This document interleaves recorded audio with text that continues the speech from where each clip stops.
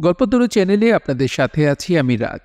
পড়ছি হুমায়ুন আহমেদের একটি উপন্যাস চাঁদের আলোয় কয়েকজন যুবক। উৎসর্গ। কঠিন ও কোমলে মেশানো চমৎকার একটি মেয়ে, ভাতৃবধূ রীতাকে। পূর্বকথা। আমার ইচ্ছা ছিল খুব আনন্দময় একটি গল্প লিখব। কয়েকজন যুবক চাঁদের আলোয় পথে পথে হাঁটছে, হইচই করছে, এই নিয়ে গল্প। লিখতে লিখতে অন্যরকম হয়ে গেল। এই কারণেই আমি কখনো বিশেষ কোনো পরিকল্পনা মাথায় রেখে লিখতে বসি না। সবসময় দেখেছি যা লিখতে চাই তা লিখতে পারি না, যা লিখতে চাই না তা লিখে ফেলি। আমার জন্য লেখালেখির পুরো ব্যাপারটাই কেমন এলোমেলো। হুমায়ুন আহমেদ, শহীদুল্লাহ হল। আসুন আপনাদের কয়েকজন যুবকের একটি গল্প বলি। গল্পটি মিথ্যা, তবে যে শহর নিয়ে এই গল্প সেই শহরটি সত্যি। যে চাঁদের আলোয় গল্প সাজানো হয়েছে সেই চাঁদের আলোও সত্যি। যাদের নিয়ে এই গল্প তারাও আছে এবং গল্পের ঘটনাটিও সত্যি সত্যি ঘটেছিল। তাহলে শুরুতে কেন বললাম গল্পটি মিথ্যা? এরকম বলার কারণ হচ্ছে চাঁদের আলো। ঘটনাটি ঘটেছিল এক আশ্বিন মাসের রাতে, উথাল পাথাল জ্যোৎস্নায়। উথাল পাথাল চাঁদের আলো একটি অদ্ভুত ব্যাপার। এই আলোয় এক ধরনের ভ্রান্তি মিশে থাকে। সেই ভ্রান্তির কারণে সত্যিকে মিথ্যা, মিথ্যাকে সত্যি বলে মনে হয়। আসুন তাহলে গল্প শুরু করি। প্রথমেই গল্পের যুবকদের সঙ্গে আপনাদের পরিচয় করিয়ে দিই। প্রথম যুবকটির নাম আলম, শামসুল আলম। সে ৩ বছর আগে সোসিওলজিতে MA পাশ করেছে। তার বয়স ২৫, একহারা গড়ন, লম্বাটে মুখ, চোখ দুটি বড় বড় বলেই সবসময় সে বিস্মিত হয়ে চেয়ে আছে এরকম মনে হয়। কলেজ এবং বিশ্ববিদ্যালয়ে তাকে ডাকা হতো খোকাবাবু বলে। এই নাম থেকেই বোঝা যাচ্ছে তার চরিত্রে শান্ত ভাবটি প্রবল। ৩ বছর ধরে শামসুল আলম চাকরি খুঁজছে। এই ৩ বছরে একবার সে চাকরির নিয়োগপত্র পেল, একটি প্রাইভেট কোম্পানির সেলস রিপ্রেজেন্টেটিভ। চাকরির শর্ত হচ্ছে নিয়োগের আগে ২ গেজেটেড অফিসারের ক্যারেক্টার সার্টিফিকেট এবং জামানত হিসেবে নগদ ২০,০০০ টাকা জমা দিতে হবে। ২০,০০০ টাকার ব্যবস্থা না হওয়ায় চাকরি হলো না। ভাগ্যিস হয়নি, কারণ কোম্পানিটা ছিল ভুয়া। আলমের পরিচিত একজন ২০,০০০ টাকা জমা দিয়েছিল। তাকে কাগজপত্র দিয়ে চিটাগাং অফিসে বদলি করা হলো। দেখা গেল চিটাগাংয়ের ঠিকানায় একটা রেস্টুরেন্ট চলছে, ওই কোম্পানির নামও কেউ শোনেনি। আলমের বাবা সাইফুদ্দিন সাহেব ছোটখাটো মানুষ। তিনি একটা ইন্স্যুরেন্স কোম্পানির মাঝারি ধরনের অফিসার। ইন্স্যুরেন্স কোম্পানিতে যারা চাকরি করে তারা সহজে কারো উপর রাগ করে না। সাইফুদ্দিন সাহেবও করতেন না। শান্তশিষ্ট নির্বিরোধ মানুষ ছিলেন। তবে ইদানিং তারও ধৈর্যচ্যুতি হয়েছে। তিনি প্রায়ই বলছেন যে আলমের মতো বড় গাধা তিনি তার জীবনে দেখেননি। ৩ বছরে যে একটা চাকরি জোগাড় করতে পারে না সে তো গাধারও অধম।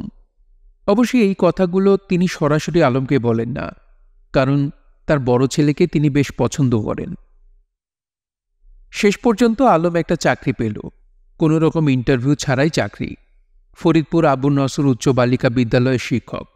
স্কুল কমিটির সেক্রেটারি তাকে জানালেন যে স্কুলটি অতি মনোরম স্থানে অবস্থিত, স্কুলের আর্থিক অবস্থাও ভালো, প্রতি মাসের প্রথম সপ্তাহেই বেতন হয়, শিক্ষকদের থাকার জায়গা আছে, পল্লী বিদ্যুতায়ন প্রকল্পে অতি সত্বর স্কুলে বিদ্যুৎ চলে আসবে ইত্যাদি। আলমের এই চাকরি নেবার কোনো ইচ্ছা নেই। তার মন বলছে একবার চাকরিতে ঢুকলে আর বের হওয়া যাবে না। তবে সাইফুদ্দিন সাহেব তাকে প্রবল চাপের মধ্যে রাখছেন, রোজই বোঝাচ্ছেন স্কুল মাস্টারই খারাপ কি, এডুকেশন লাইন হচ্ছে বেস্ট লাইন, দেশের সেবা হবে, পড়াশোনা নিয়ে থাকবি। স্কুল টিচারদের এখন নানান রকম সুযোগ সুবিধা, গ্রামের মধ্যে টাকা খরচের জায়গা নেই, বেতন যা পাবি সবটাই জমবে। শহরের ৫,০০০ টাকা আর গ্রামের ২,০০০ টাকা হচ্ছে ইকুইভ্যালেন্ট। তাছাড়া মাস্টারি করতে করতে BCS এর প্রিপারেশনও নিতে থাক, বইপত্রের সঙ্গে নিয়ে যা, নিরিবিলিতে পড়বি। এদিকে খোঁজখবর তো আমরা করছি। আমেরিকাতে তোর ছোট মামাকে বলা আছে, কোনো ব্যবস্থা করতে পারলে তোকে নিয়ে যাবে। আমেরিকার ছোট মামা হচ্ছে আলমদের পরিবারের বাতিঘর। কোনো সমস্যা হলেই তার কথা সবার মনে পড়ে। সবার ধারণা তাকে চিঠি লিখলেই সব সমস্যার সমাধান হয়ে যাবে। চিঠি লেখা হয়, কখনো কোনো সমস্যার সমাধান হয় না। ছোট মামা নববর্ষ উপলক্ষে চমৎকার সব কার্ড পাঠান। সেই সব কার্ডের কোনায় লেখা থাকে কার কি লাগবে জানাও, এই পর্যন্তই। সাইফুদ্দিন সাহেব আলমকে সকাল বিকাল সন্ধ্যা এই 3 বার বোঝাতে চেষ্টা করেন স্কুল মাস্টারি ব্যাপারটা যে কত ভালো। সকালের যুক্তি বিকাল এবং সন্ধ্যাতেও দেন। আলম মাথা নিচু করে শোনে, কিছু বলে না। বিসমিল্লাহ বলে জয়েন করে ফেল। একবার মাস্টারি শুরু করলেই যে সারা জীবন করতে হবে এমন তো কথা নেই। আমিও তো মাস্টারি দিয়ে শুরু করেছিলাম, 2 মাস মাস্টারি করেছি। এই 2 মাস আমার জীবনের বেস্ট পার্ট। বেতন ছিল 30 টাকা। তোকে কত দেবে? 2100। মেলা টাকা। গ্রামে থাকবি তো, কাজেই দেখবি পুরো টাকাটা সেভ হয়ে গেছে। মন খারাপ করিস না, আল্লাহর নাম নিয়ে চলে যা। আচ্ছা, 10টা টাকাও যদি সংসারে আসে তাহলেও সংসারে সুসার হয়। অবস্থা তো নিজের চোখেই দেখছিস না? দেখছি। সংসারের অবস্থা আলম দেখবে না কেন? দেখছে। সে তো অন্ধ না। সংসারের অবস্থা ভয়াবহ। আগে এরকম ছিল না। দেখতে দেখতে হয়ে গেল। আলমের ছোট ভাই কামরুল বিয়ে পরীক্ষার 2 মাস আগে প্রায় 6 ফুট লম্বা ভীষণ ফর্সা এক মেয়েকে নিয়ে এসে উপস্থিত। মেয়েটিকে সে নাকি কোর্ট ম্যারেজ করেছে। না করলে উপায় ছিল না। মেয়েকে জোর করে তার বাবা মা বিয়ে দিয়ে দিচ্ছিল। সাইফুদ্দিন সাহেব হুঙ্কার দিয়ে উঠলেন, হারামজাদাকে জুতিয়ে বাড়ি থেকে বের কর। হারামজাদার ছায়া যেন আমি না দেখি। তার সংহার মূর্তি দেখে জড়সড় হয়ে থাকা লম্বা মেয়েটি কেঁদে কেটে অস্থির। সাইফুদ্দিন সাহেবের হৃদয়ে এই দৃশ্য কোনো ছায়াপাত করল না। তিনি হুঙ্কার দিয়ে বললেন, লম্বকে নিয়ে এক্ষুনি বের হ, এক্ষুনি, ইমিডিয়েট।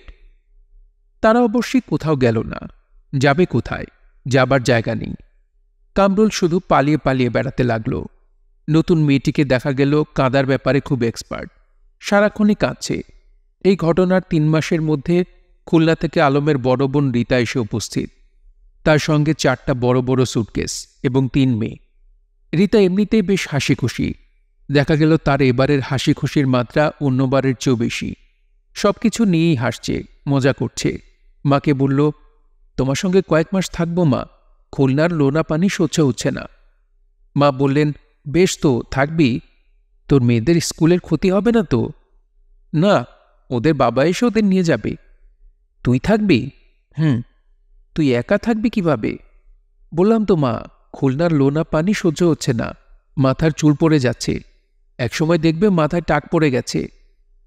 তোর কি হয়েছে সত্যি করে বলতো? বললাম তো কিছু হয়নি, লোনা পানি সহ্য হচ্ছে না। রীতা কিছু না বললেও জানা গেল ব্যাপার জটিল, বেশ জটিল। রীতার স্বামী কৃষি ব্যাংকের ম্যানেজার মুখলেস সাহেব 2 মাসের মধ্যে কোনো খোঁজ খবর করলেন না। শুধু মানি অর্ডার করে রীতার মার নামে 2,500 টাকা পাঠালেন। রীতা কাঁদতে কাঁদতে বলল, এই টাকা যদি তোমরা রাখো তাহলে আমি ট্রাকের সামনে লাফিয়ে পড়ব। আল্লাহর কসম, আমি ট্রাকের সামনে ঝাঁপ দেব। টাকা ফেরত গেল। কৃষি ব্যাংকের ম্যানেজার মুখলেস সাহেব আর কোনো রকম খোঁজ খবর করলেন না। সাইফুদ্দিন সাহেব উকিলের চিঠির মারফত জানতে পারলেন চারিত্রিক দোষের কারণে মুখলেসুর রহমান তার স্ত্রী মাসুদা রহমান ওরফে রীতাকে ইসলামী বিধি মোতাবেক তালাক দিয়েছেন। তার 3 কন্যা বয়ঃপ্রাপ্ত না হওয়া পর্যন্ত মাসুদা রহমানের সঙ্গেই থাকবে এবং তাদের খরচপত্র দেয়া হবে ইত্যাদি ইত্যাদি। সাইফুদ্দিন সাহেব হতবুদ্ধি হয়ে পড়লেন। প্রথমবার বিয়ে ফেল করার পর কামরুল দ্বিতীয়বারও ফেল করল। যেদিন রেজাল্ট হল তার পরদিন তার স্ত্রী 2টি যমজ বাচ্চা প্রসব করে মরমর হয়ে গেল। মেয়ে মানুষের জীবন সহজে বের হয় না বলেই সে কোনো ক্রমে টিকে গেল।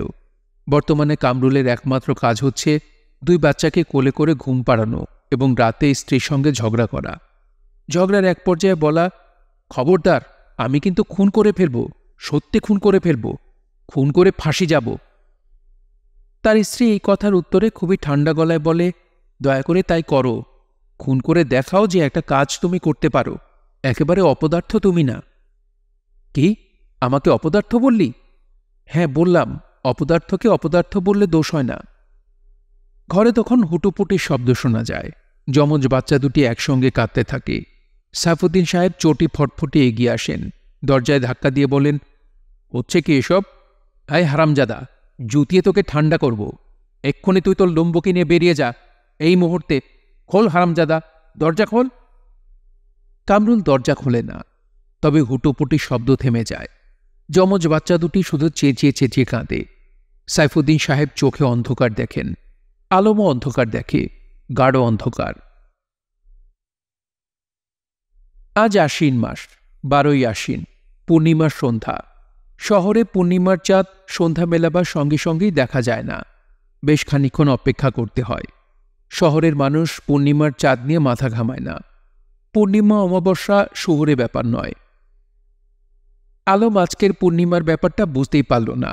সন্ধ্যা মেলাবার পর সে যথারীতি প্রাইভেট টিউশনিতে বেরিয়ে গেল। তাদের বাসার কাছেই তিথি নামের একটা মেয়েকে সে ইংরেজি পড়ায়। মেয়েটি 2 বছর ধরে এসএসসি দিচ্ছে, এইবার নিয়ে হবে 3য় দফা। মনে হচ্ছে এবারও কোনো 19-20 হবে না। তিথির চেহারাটা মিষ্টি, তার চোখের মণি দুটিতে এক ধরনের স্নিগ্ধতা আছে।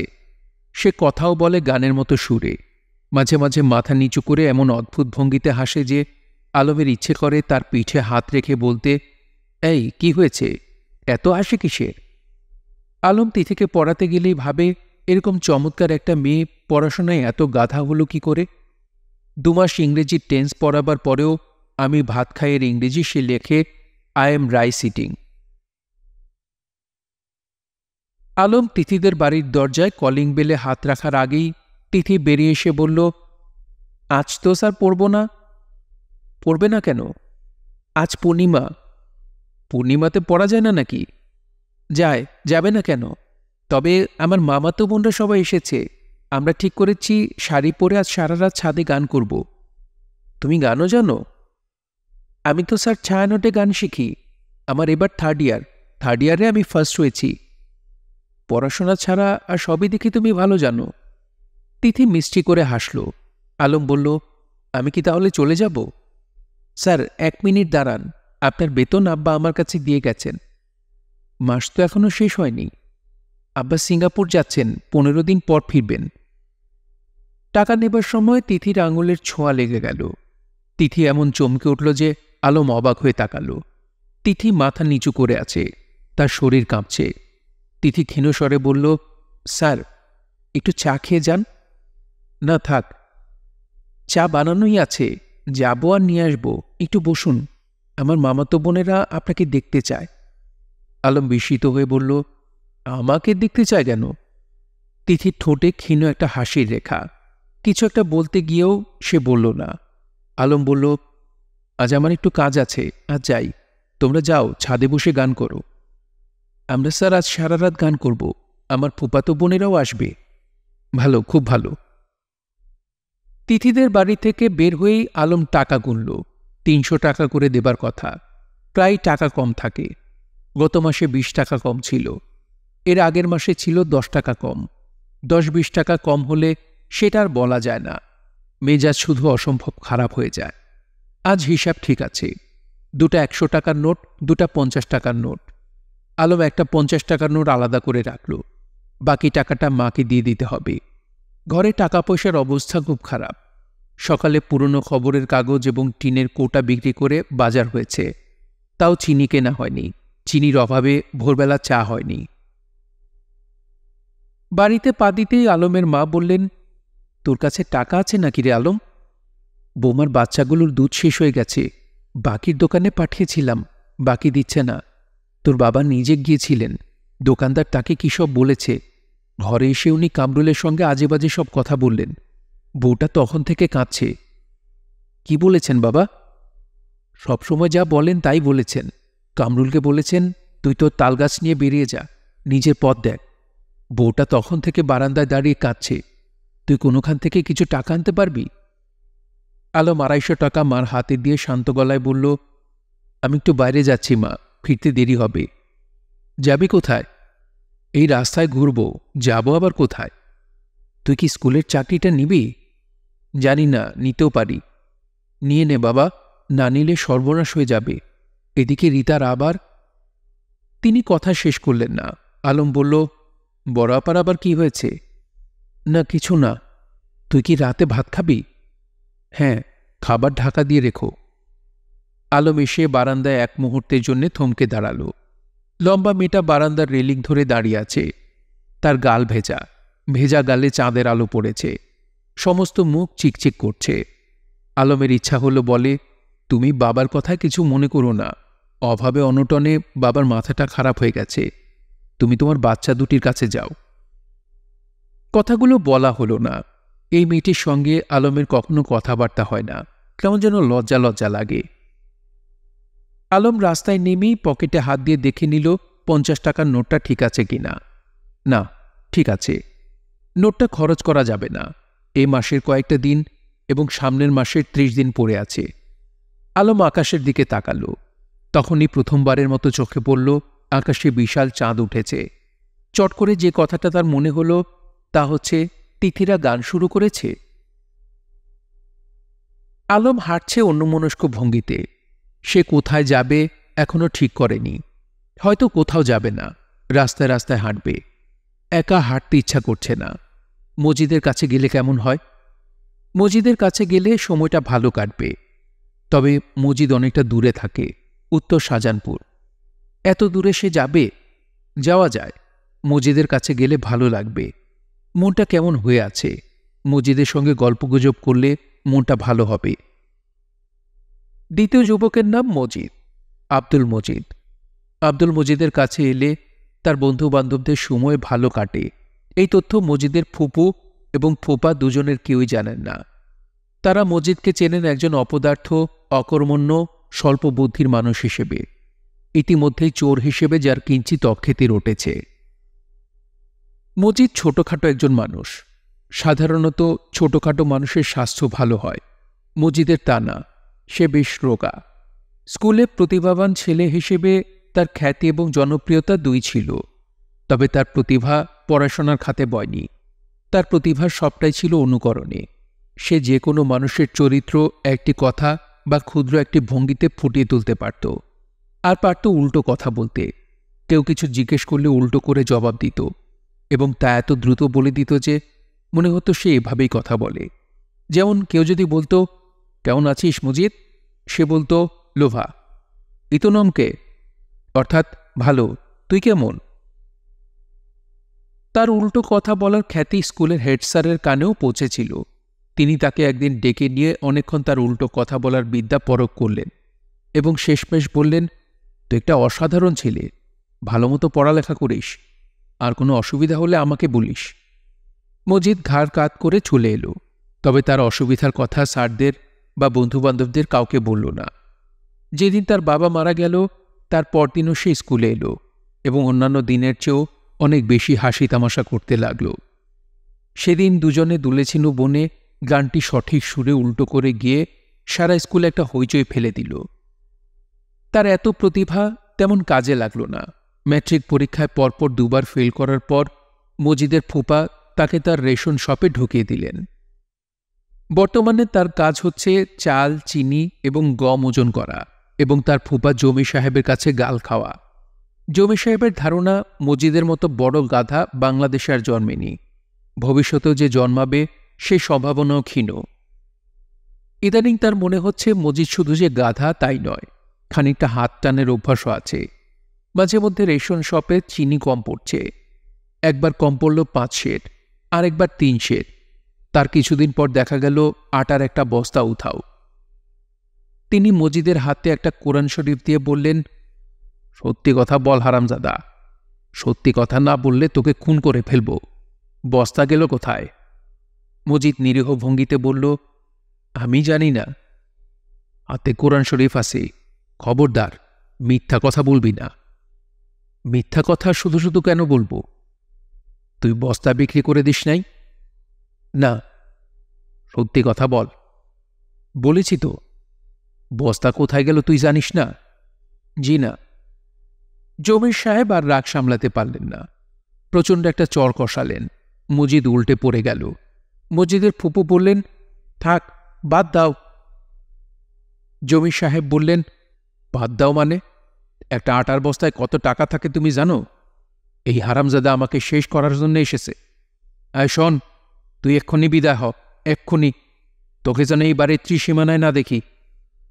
মজিদ মেঝে থেকে উঠতে উঠতে বলল, জি আচ্ছা। জমির সাহেব ক্ষিপ্ত হয়ে বললেন, আবার জিয়াসা বলে? এত বড় সাহস, আবার বলে জিয়াসা? তিনি আরেকটি চর কষালেন। এই চরের জন্য মজিদ প্রস্তুত ছিল বলে সে পড়ল না। বেরিয়ে যা, এক্ষুনি বেরিয়ে যা, বিছানা বালিশ নিয়ে যা, চোরের চোর, আমার দোকান ফাঁক করে দিচ্ছে। মজিদ বিছানা বালিশ নিয়ে বের হয়ে গেল। রাতটা কাটালো রেশন শপের বারান্দায়। পরদিন যথারীতি কাজ করতে গেল। রেশন কার্ডে দাগ দিয়ে দিয়ে জিনিস ওজন করা। জমি সাহেব কিছু বললেন না। মজিদকে বিদায় করার কোনো প্রশ্নই ওঠে না। সে উদয়াস্ত পরিশ্রম করে, তার জন্য তাকে কোনো বেতন দিতে হয় না। মজিদ কোনো হাত খরচ চায় না, সাপ্তাহিক ছুটি চায় না। মাঝে মাঝে জমি সাহেব যখন নতুন কাপড় কিনে দেন, সে এমন ভঙ্গি করে যেন নিজের সৌভাগ্য সে বিশ্বাস করতে পারছে না। নতুন কাপড় পরে প্রতিবারই সে ফুপা এবং ফুপুকে কদমবুসি করে। ছলো ছলো চোখে তাকায়, যেন সে আনন্দে কেঁদে ফেলবে। ফুপা ফুপুর প্রতি তার ভক্তি আর শ্রদ্ধার কোনো রকম ঘাটতি দেখা যায় না। তবে রাতে ঘুমোতে যাবার আগে সে বেশ কয়েকবার বলে, নখুরেকো বলফে, যার মানে খুন করে ফেলব। আজ আশ্বিনের এই পূর্ণিমার রাতে মজিদের হাতে কোনো কাজ ছিল না। রেশন শপ শুক্র শনি এ দুদিন বন্ধ থাকে। আজ হচ্ছে শনিবার। মজিদ বারান্দায় বসেছিল। আকাশে চাঁদের দিকে তার চোখ ছিল না। সে তাকিয়েছিল তার বাঁ পায়ের বুড়ো আঙুলের দিকে। গতকাল পাল্লার দড়ি ছিঁড়ে 10 কেজি ওজনের বাটখারা তার নখে এসে পড়েছে। নখ একেবারে থেতলে গেছে। গাঁদা ফুলের পাতা চিবিয়ে নখে বেশ কয়েকবার দেয়া হয়েছে, লাভ হয়নি। বাঁ পা আজ খানিকটা ফুলেছে, যন্ত্রণাও হচ্ছে প্রচণ্ড। মজিদ দুহাতে বাঁ পা চেপে ধরে মুখ কুঁচকে বুড়ো আঙুলের নখটার দিকে তাকিয়ে আছে। ঠিক এই সময় আলম বাইরের গেট থেকে ডাকল, আয় মজিদ। মজিদ মুখ না তুলেই বলল, রেদফি অয়া, অর্থাৎ ভেতরে আয়। আলম বলল, কি করছিস? মজিদ বলল, দেখছিস না কি করছি? পা ধরে বসে আছি। একেই বলে কপাল, নিজের পা নিজেকে ধরতে হয়। আলম বলল, তোর পায়ে কি হয়েছে? চুকি না। চল বেরোই।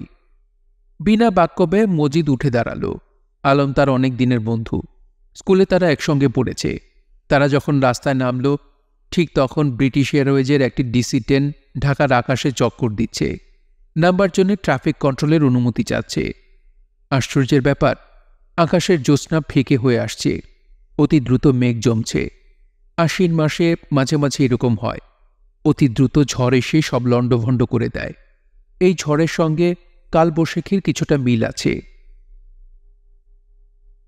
দুই বন্ধু রাস্তায় হাঁটছে। মজিদ আকাশের দিকে তাকিয়ে বলল, লাশা। আলম বিরক্ত গলায় বলল, উল্টো করে কথা বলিস না তো, চড় খাবি। আচ্ছা আর বলবো না, হাঁটতে কষ্ট হচ্ছে। তুই আমাকে কোলে নিয়ে নে, অনেকদিন কারো কোলে উঠি না। আলম হো হো করে হেসে উঠল। মজিদও হাসছে। দুই বন্ধু হাসাহাসি করে খানিকটা এগিয়ে যাক।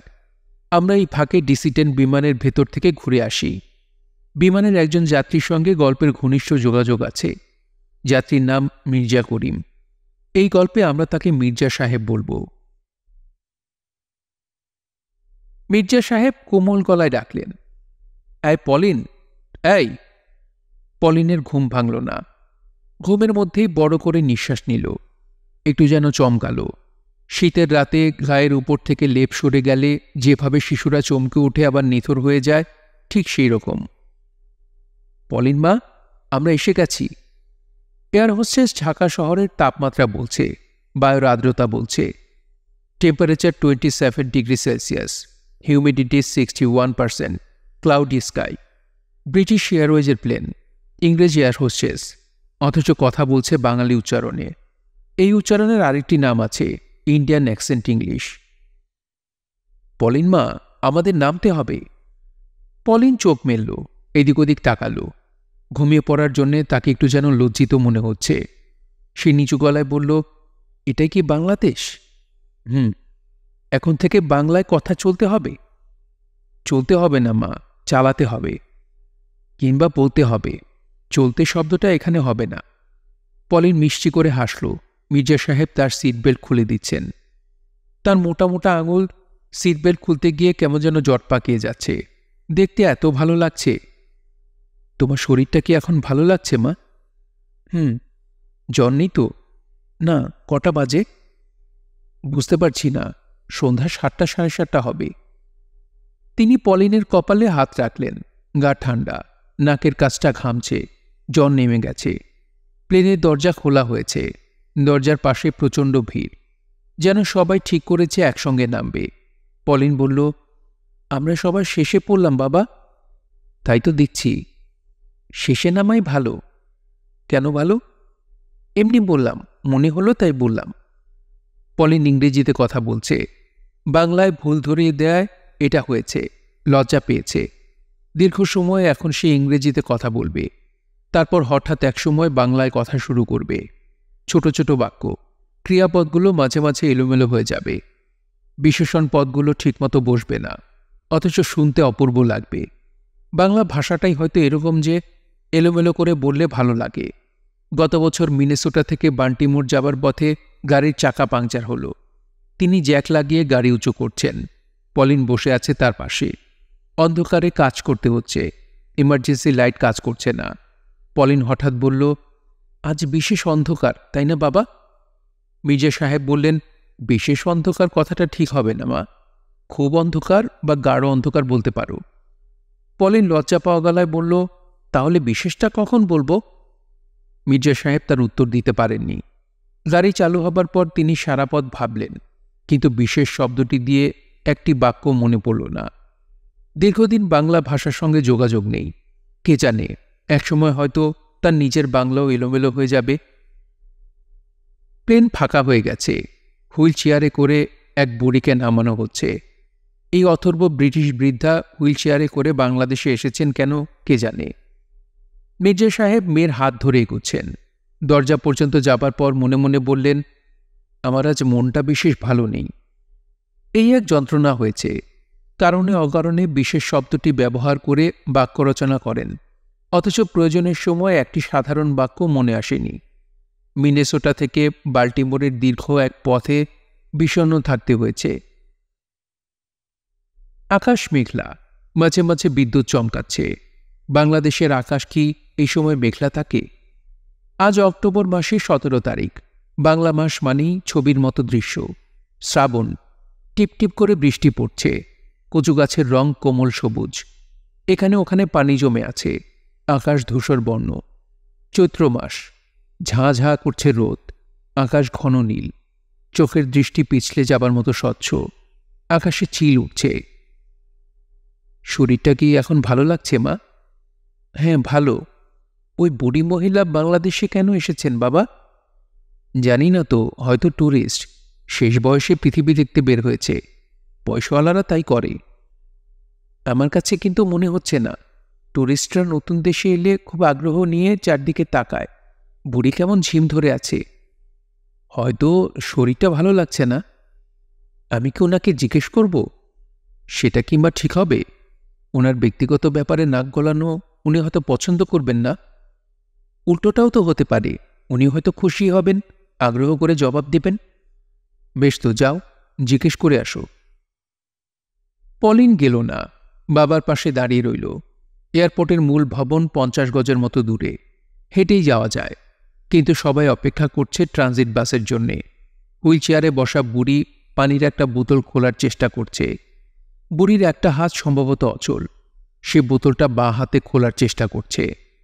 হুইল চেয়ারের পেছনে একজন অল্পবয়স্ক এয়ার হোস্টেস। সে দৃশ্যটি দেখছে, কিন্তু সাহায্য করার জন্য এগিয়ে আসছে না। বাবা। কি মা?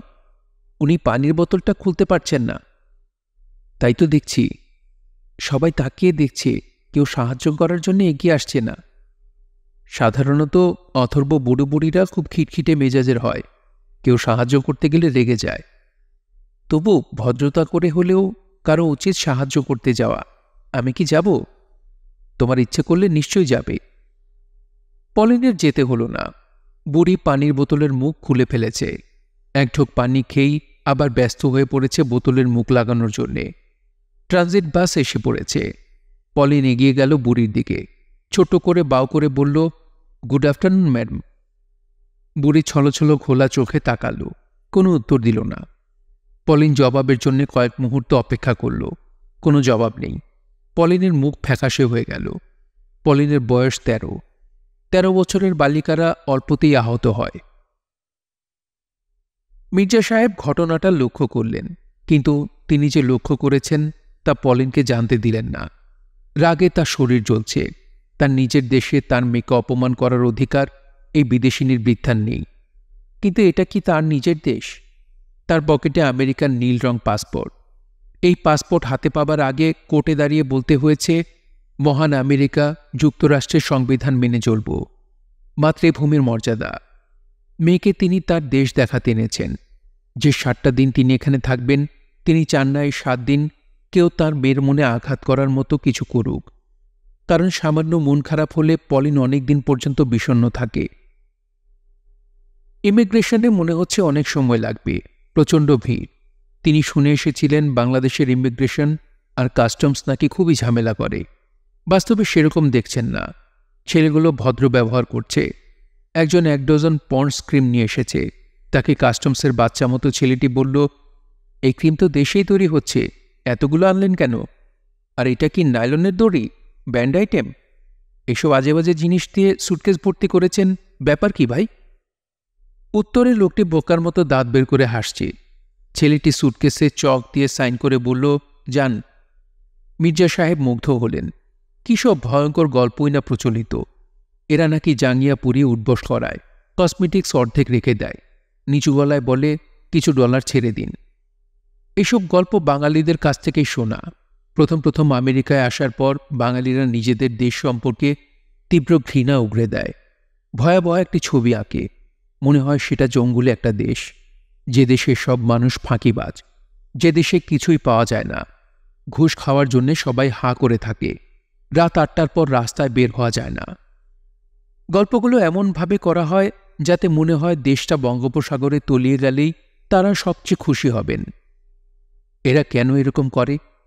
অপরাধবোধের কারণে? দেশ ছেড়ে চলে এসেছে, সেই গ্লানি জমে আছে মনে। গ্লানি আড়াল করার জন্যেই নিশ্চয়ই বলা। নিজেকেই সে বোঝায়। ম্যাডাম, আপনার পাসপোর্ট। পলিন হেসে ফেলল। আনন্দ ঝলমলে গলায় পরিষ্কার বাংলায় বলল, আমাকে ম্যাডাম বলছেন কেন? আমার বয়স 13। মির্জা সাহেব লক্ষ্য করলেন মেয়ের বিষণ্ণ ভাব কেটে গেছে। কি চমৎকার বয়স! মেঘ ও রৌদ্র অনবরত খেলা করে। এই অন্ধকার, এই আলো। পলিনের মনে বিদেশিনীর স্মৃতি এখন আর নিশ্চয়ই নেই। মির্জা সাহেব কাস্টমসের এই যুবকটির প্রতি কৃতজ্ঞতা বোধ করলেন। একটা কিছু উপহার ছেলেটিকে দিতে ইচ্ছে করছে, সেটা সম্ভব নয়। আপনাদের আমেরিকান পাসপোর্ট? জি। অনেকদিন পর দেশে ফিরছেন? জি, প্রায় 21 বছর পর। ডিক্লেয়ার করার মতো কিছু কি আছে? জি না। মির্জা সাহেব তার সুটকেস খুললেন। ছেলেটি সুটকেসের দিকে না তাকিয়ে বলল, 21 বছরে সব বদলে গেছে, কিছু চিনতে পারবেন না। মির্জা সাহেব বললেন, আমি নিজে কিছু দেখতে আসিনি, মেয়েকে দেশ দেখাতে এনেছি। মেয়ের নাম পলিন। তিনি মেয়েকে দেশ দেখাতে আনেননি, নিজেই দেখতে এসেছেন। মেয়ের নাম পলিন নয়, নাম পলেন। তার মায়ের রাখা নাম। তিনি পলিন করে নিয়েছেন। নামটাকে বাঙালি করা হয়েছে। ইকারযুক্ত শব্দগুলো কেন জানি বাংলা বাংলা মনে হয়। টিপটিপ করে বৃষ্টি পড়ছে। টেম্পারেচার বোধহয় হঠাৎ খানিকটা নেমে গেছে। আশেপাশে শিলাবৃষ্টি হলে হঠাৎ ঠান্ডা পড়ে। পলিন অল্প অল্প কাঁপছে। মির্জা সাহেব ট্যাক্সির কাঁচ উঠিয়ে দিলেন। পলিন বলল, কাঁচ নামানো থাকুক, দেখতে দেখতে যাই। তোমার তো ঠান্ডা লাগছে, শীতে কাঁপছ। তেমন ঠান্ডা লাগছে না। দেশটা কেমন লাগছে মা? ভালো। তবে তুমি যে বলেছিলে খুব সবুজ, তেমন তো সবুজ না। বৃষ্টি হচ্ছে তো, তাই বুঝতে পারছো না। মির্জা সাহেব ট্যাক্সি ড্রাইভারকে জিজ্ঞেস করলেন, এই রাস্তাটি কি নতুন করা হয়েছে? ট্যাক্সি ড্রাইভার মাথা না ঘুরিয়ে বলল, না। পৃথিবীর সব দেশের ড্রাইভাররা কথা বলতে ভালোবাসে। একটা প্রশ্ন করলে হড়বড় করে একগাদা কথা বলে। এই ড্রাইভার সেরকম নয়। সমস্ত পৃথিবীর ওপর সে বিরক্ত বলে মনে হচ্ছে। গাড়ি চালাচ্ছে খুব দ্রুত। বিপজ্জনক কয়েকটা ওভারটেক করল। বৃষ্টি ভেজা পিচ্ছিল রাস্তায় সে যা করছে তা ঠিক না, কিন্তু লোকটা ওভারটেক করে মজা পাচ্ছে বলে মনে হচ্ছে। এটি হয়তো তার জীবনের একমাত্র আনন্দ। পৃথিবীর সবাইকে পেছনে ফেলে এগিয়ে যাওয়ার মধ্যে একটা প্রতীকী ব্যাপার আছে। বাবা।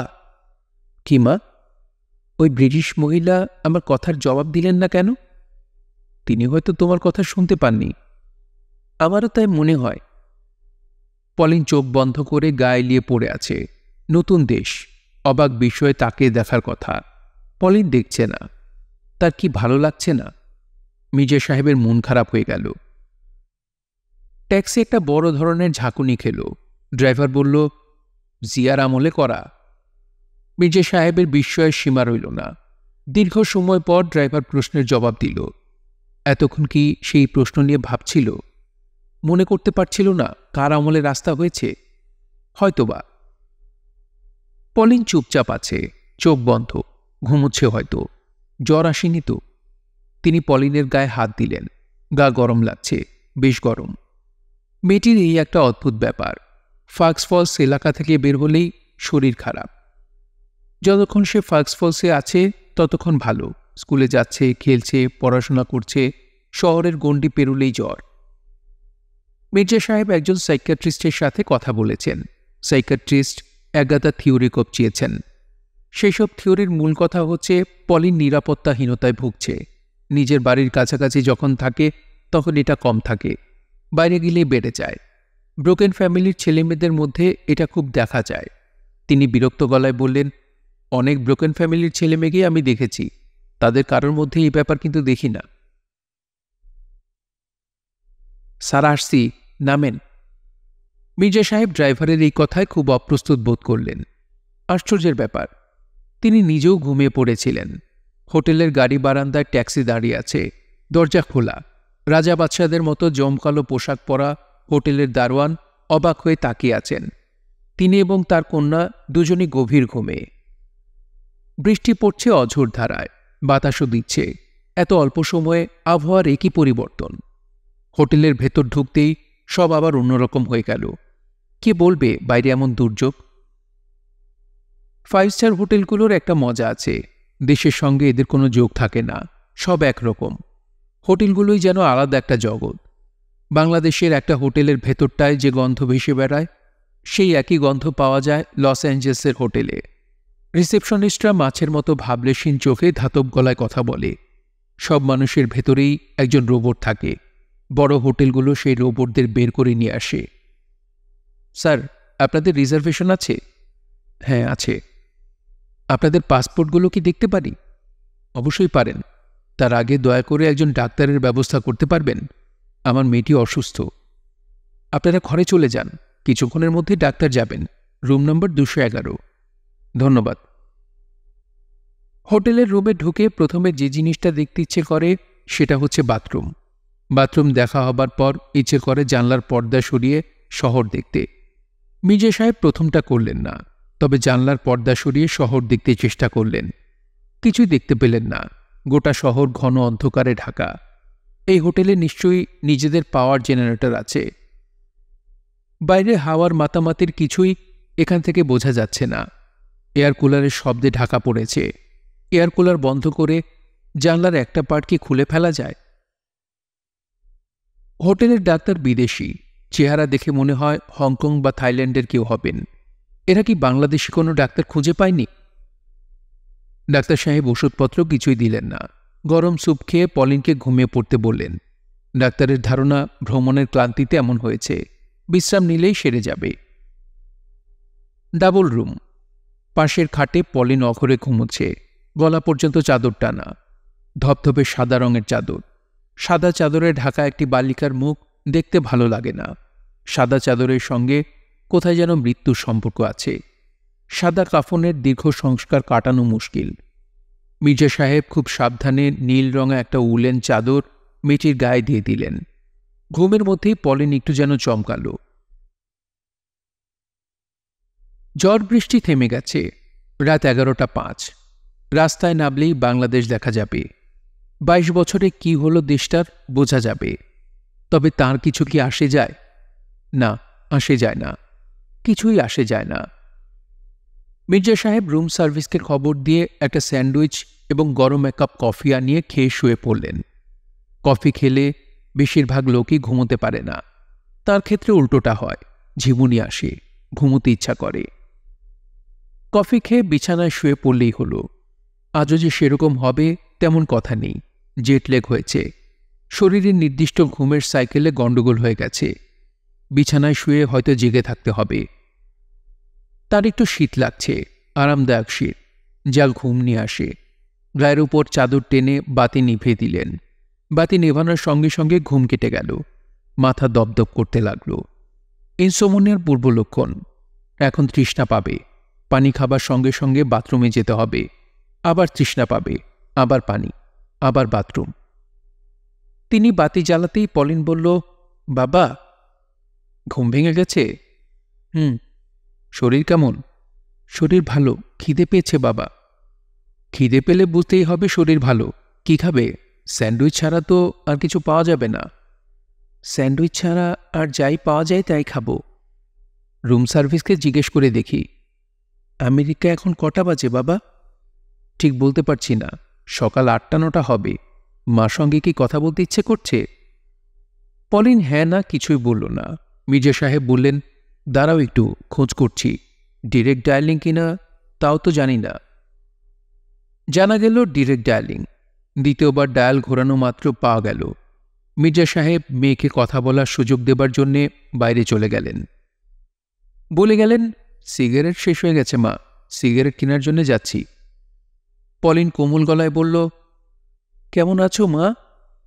পলিনের মা তীক্ষ্ণ গলায় বললেন, আমি কেমন আছি তা মোটেই জরুরি না, তুমি কেমন আছো? ভালো। ভালো থাকার তো কথা না, নিশ্চয়ই শরীর খারাপ করেছে। ঘর থেকে বেরোলেই তোমার শরীর খারাপ করে।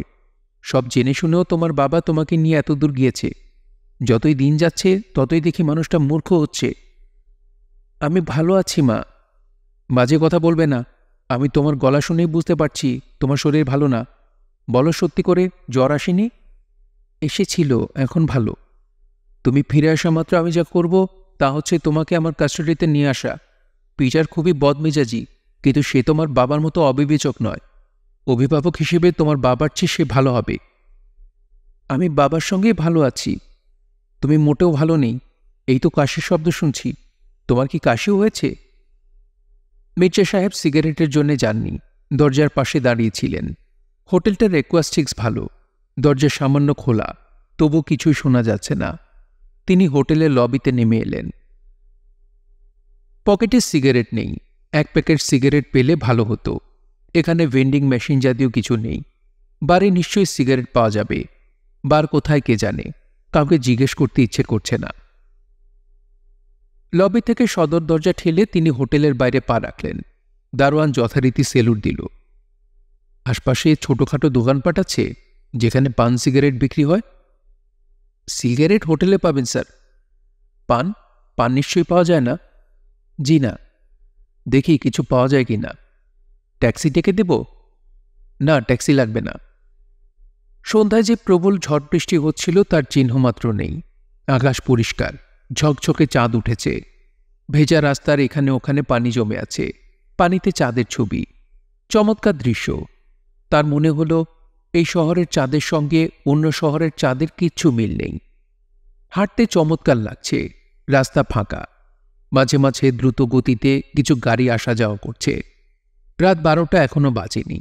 ঝড় বৃষ্টি হবার কারণে হয়তো রাস্তায় লোকজন তেমন নেই। রাস্তাঘাট একই সঙ্গে পরিচিত এবং অপরিচিত লাগছে। একবার মনে হচ্ছে তিনি নিতান্তই অচেনা একটা শহরে আছেন। পর মুহূর্তে মনে হল তার সারা জীবন এই শহরেই কেটেছে। তিনি গুনগুন করে গানের কিছু কলি বলছেন, যার প্রথম লাইন, প্রজাপতি প্রজাপতি রে। স্টেডিয়ামের যে রেস্টুরেন্টে আলম এবং মজিদ বসে আছে সেখানেও আলো নেই। ক্যাশিয়ারের টেবিলে একটি মাত্র ইমার্জেন্সি বাতি জ্বলছে, আর একটি মোমবাতি জ্বলছে হাত ধোয়ার জায়গায়। বাইরের ঝড় বৃষ্টি থেমে গেলেও ইলেকট্রিসিটি এখনও আসেনি। রেস্টুরেন্টের সামান্য আলোতেও খাওয়া দাওয়া চলছে। মজিদ 2 প্লেট বিরিয়ানি এবং ঠান্ডা পেপসির অর্ডার দিয়েছে।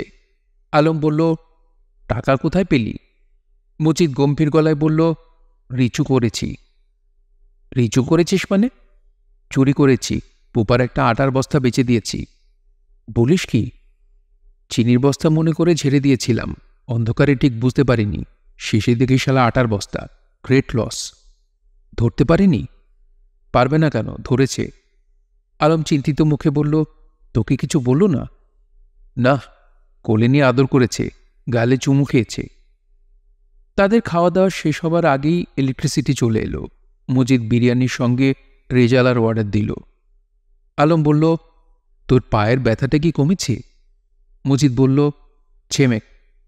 আবার উল্টো করে কথা বলছিস, শালা চড় খাবি কিন্তু। মজিদ ভুরু কুচকে ফেলেছে। হঠাৎ চিনচিনে ব্যথা হচ্ছে। আলম বলল, এই এরকম করছিস কেন? কিরকম করছি? মুখটা কুচকে বসে আছিস, ব্যথা হচ্ছে?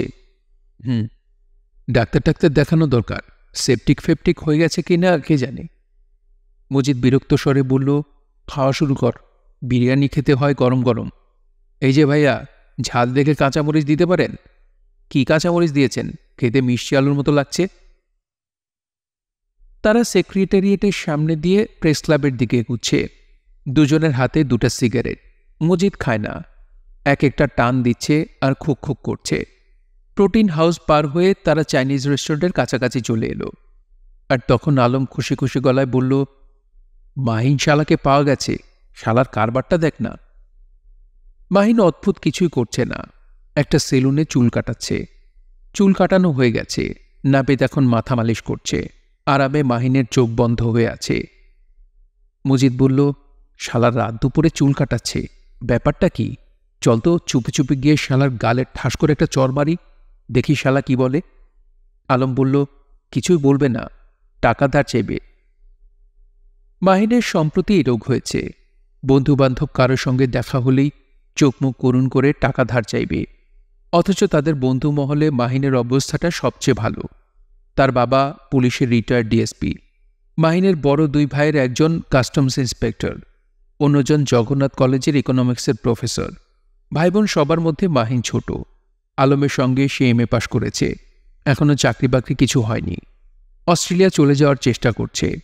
কি একটা লাইন নাকি পাওয়া গেছে, লাইনটা কি তা সে ভেঙে বলছে না। মাহিনের স্বাস্থ্য চমৎকার, চেহারা তার চেয়েও চমৎকার। দারুণ আড্ডাবাজ, একটাই দোষ, সে হাড় কেপ্পন। পুরো বিশ্ববিদ্যালয় জীবনে সে কাউকে এক কাপ চা কিনে খাওয়ায়নি, এরকম একটা গুজব প্রচলিত আছে। বিশ্ববিদ্যালয়ের জীবনটা সে পার করে দিয়েছে অন্যের উপর দিয়ে। বিশ্ববিদ্যালয়ের নববর্ষের ছাত্রদের নামের টাইটেলে সে যেসব নাম পেয়েছে সেগুলো হচ্ছে রক্তচোষা, চীনেজোক, পরগাছা, দি বেগার। আলম এবং মজিদ নাপিতের দোকানে ঢুকে পড়ল। মাহিন চোখ মেলে দেখল, তার মুখের ভঙ্গির কোনো পরিবর্তন হলো না।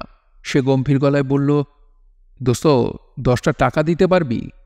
10টা টাকা হলে মাথাটা শ্যাম্পু করিয়ে ফেলি, বাড়িতে গিয়ে তাহলে আর গোসলের ঝামেলা করতে হয় না। আলম বলল, বাড়িতে যাওয়া যায়নি, তুই চল আমাদের সাথে। কোথায়? রাস্তায় হাঁটব। রাস্তায় হাঁটব? পাগল হলি নাকি?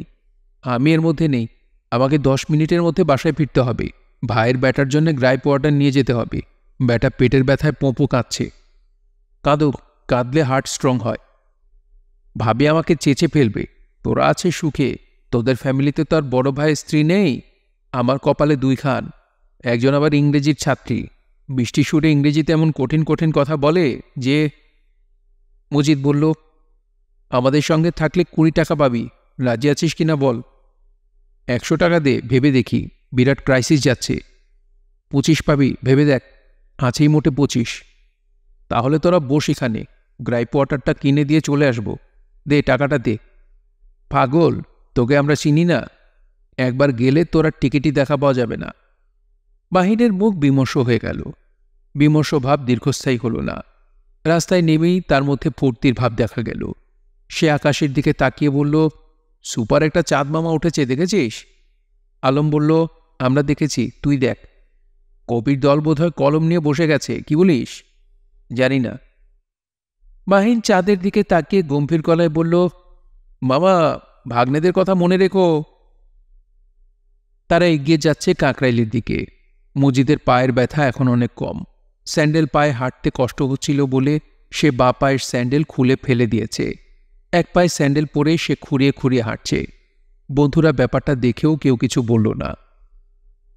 মজিদ বলল, মাহিন, তোর অস্ট্রেলিয়া যাওয়ার কি হলো? হবে। কখন হবে? ধর মেরে গেটে 1 মাস, আগেও হতে পারে। ইমিগ্রেশন ভিসার জন্য অ্যাপ্লাই করেছি। আমাকে সঙ্গে নিয়ে যাবি? তুই ওখানে গিয়ে কি করবি, শালা অশিক্ষিত মূর্খ? ওই দেশে সবাই মহাজ্ঞানী? মহাজ্ঞানী না হলেও তোর মতো মূর্খ কেউ নেই। শালা, তুই তো ম্যাট্রিক পাসও করতে পারলি না। তোর সঙ্গে হাঁটতেও তো লজ্জার ব্যাপার। মজিদ কিছু বলল না। মাহিন সিগারেট ধরালো। তার প্যান্টের পকেটে 6টা সিগারেট। প্যাকেট সে বের করেনি। পকেটে হাত ঢুকিয়ে ম্যাজিশিয়ানদের মতো একটা সিগারেট বের করে এনেছে। বন্ধুবান্ধবদের সামনে সে কখনো প্যাকেট বের করে না। প্যাকেট বের করা মানে এক ধাক্কায় সব শেষ। যে খাবে না সেও হাত বাড়াবে। মাহিন বলল, আমার কথায় রাগ করলি নাকি? এই শালা। না, রাগ করেছিস? তোর মুখ দেখেই মনে হচ্ছে তুই রাগ করেছিস। মজিদ বলল, রাগ করলে খুঁট দিয়ে তোর পেটটা ফাঁক করে দিতাম। বলতে বলতে মজিদ প্যান্টের পকেট থেকে চকচকে একটা খুর বের করল। খাপ থেকে খুলে চাঁদের আলোয় উঁচু করে ধরল। দলটা থমকে দাঁড়াল। আলম বলল, ভাই, খুর পেলি কোথায়? আমার সাথেই থাকে। সাথেই থাকে? ফাজলামির জায়গা পাস না? তুই এটা নাপিতের দোকান থেকে গাপ করেছিস? তুই তো বিরাট চোর হয়ে গেছিস বেটা। হুঁ করছিস কেন? খুর চুরি করলি কেন? দাড়ি কামাবো। রোজ রোজ দাড়ি কামাবার পয়সা পাবো কই? মাহিন বলল, দোস্ত, খুরটা বন্ধ করে রাখ, ভয় লাগছে। মজিদ সঙ্গে সঙ্গে খুর খাপে ঢুকিয়ে পকেটে রেখে দিল। মাহিন বলল, তুই কি না আমার ওপর রেগে আছিস?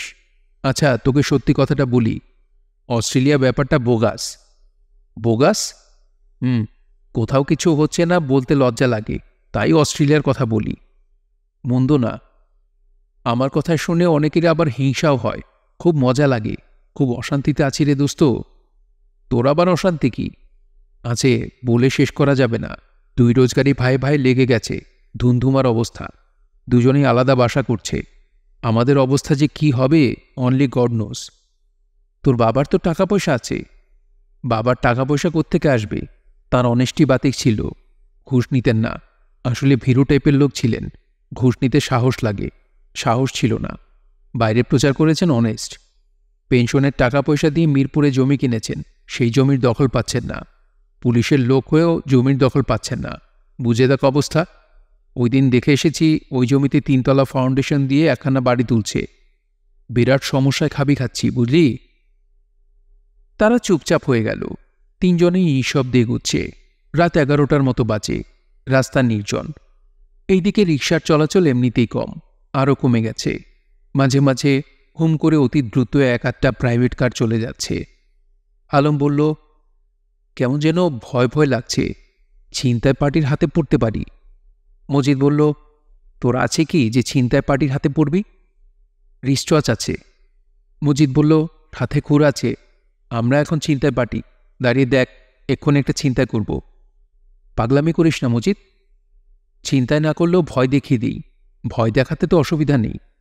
বাদ দে, বরং চল করিমের ওখানে তাস খেলব। মজিদ বলল, দুনিয়ার 1 নম্বর মজা কিসে হয় জানিস? 1 নম্বর মজা হয় ভয় দেখানোয়। পৃথিবীর মানুষ সারাক্ষণ একজন আরেকজনকে ভয় দেখায় কেন? মজা পায় বলেই ভয় দেখায়। ভয়ের মধ্যেই আসল মজা। কাকরাইলের দিক থেকে হুট তোলা একটা রিকশা আসছে। আলম বা মাহিন কিছু বুঝবার আগেই মজিদ রাস্তায় নেমে তীব্র গলায় বলল, জায়গাটা থাম দেহি। তার গলার স্বর সে কর্কশ করে ফেলেছে। পুরান ঢাকার ছেলেপুলেদের মতো ঢাকাইয়া স্বর বের করেছে। রিকশাওয়ালা হকচকিয়ে থেমে গেল। মজিদ বলল, হাতের মধ্যে এটা কি কদেহি? এই জিনিসের নাম কি? চাঁদের আলোয় খুরের ফলা চকচক করতে লাগল। রিকশাওয়ালা বুড়ো। সে রিকশা থেকে নেমে গামছা দিয়ে মুখের ঘাম মুছছে। শুরুতে একবার মাত্র মজিদের দিকে তাকিয়েছিল, এখন তাকাচ্ছে না। মনে হয় এরকম পরিস্থিতিতে এর আগে সে আর পড়েনি। পুরো ব্যাপারটাই এত আকস্মিক যে আলম এবং মাহিন হকচকিয়ে গিয়েছে। আলম ভীতস্বরে ডাকল, এই মজিদ, এই। সেই স্বর এতই ক্ষীণ যে মজিদের কানে পৌঁছল না। মজিদ হুঙ্কার দিল, রিকশার ভিতরে কোন হালা? মাথা বাইর কর, চান মুখখান দেহি। রিকশার আরোহী দুজন। মধ্যবয়স্ক একজন ভদ্রলোক, সঙ্গে তার স্ত্রী। তার বয়স 19-20 বেশি হবে না। এই মেয়েটি ভয়ে ও আতঙ্কে সাদা হয়ে গেছে। পুরুষটি নামতে চেষ্টা করতেই মেয়েটি সজোরে তার হাত আঁকড়ে ধরল। পুরুষটি বেশ বলশালী। পরনে স্ট্রাইপ দেওয়া হাফ শার্ট। মাথার চুল ছোট ছোট করে কাটা। সে ভয় পেল, চেহারায় তা বোঝা যাচ্ছে না। সে মোটামুটি স্বাভাবিক গলায় বলল, ভাই আপনি কি চান? নাম নামতে কইতাছি, কথা কানে ঢোকে না, নাকি খুর হান্দায় দিমো? লোকটি স্ত্রীর সমস্ত বাধা অগ্রাহ্য করে রিকশা থেকে নেমে পড়ল। নিচু গলায় বলল, টাকা বিশেষ কিছু আমাদের সঙ্গে নাই ভাই সাহেব। বলেই সে পকেটের মানিব্যাগ বের করল। মজিদ খেকিয়ে উঠল, টাকা পয়সা তোর কাছে চাইছি রে হারামি? তুই মানিব্যাগ বের করলি কোন কামে? ভুল হয়ে গেছে, কিছু মনে করবেন না। আমার ওস্তাদ এখানে খাড়ায় আছে, ওস্তাদ রে সালাম দে। লোকটি আলমের দিকে তাকিয়ে সালামের মতো ভঙ্গি করল, মুখে বিড়বিড় করে কি যেন বলল। মজিদ বলল, ওস্তাদ পিস্তলটা বাইর করেন, এ হাল্লা ফকিরের বোলা পিস্তল দেখবার চায়। রিকশায় বসে থাকা মেয়েটি এবার ফুঁপে উঠল। রিকশাওয়ালা অসহায়ভাবে একবার মেয়েটির দিকে একবার মজিদের দিকে তাকাচ্ছে। দূরে গাড়ির হেডলাইট দেখা গেল। লোকটি প্রবল আশা নিয়ে হেডলাইটের দিকে তাকাচ্ছে। গাড়ি কিন্তু থামল না, হুশ করে বের হয়ে গেল।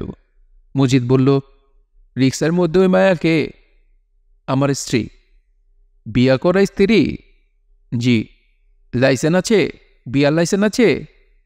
ভাই আমার সাথে ৩০০ টাকা আছে, এটা নেন, আর আমার স্ত্রীর একজোড়া কানের দুল আছে, খুলে দিচ্ছি।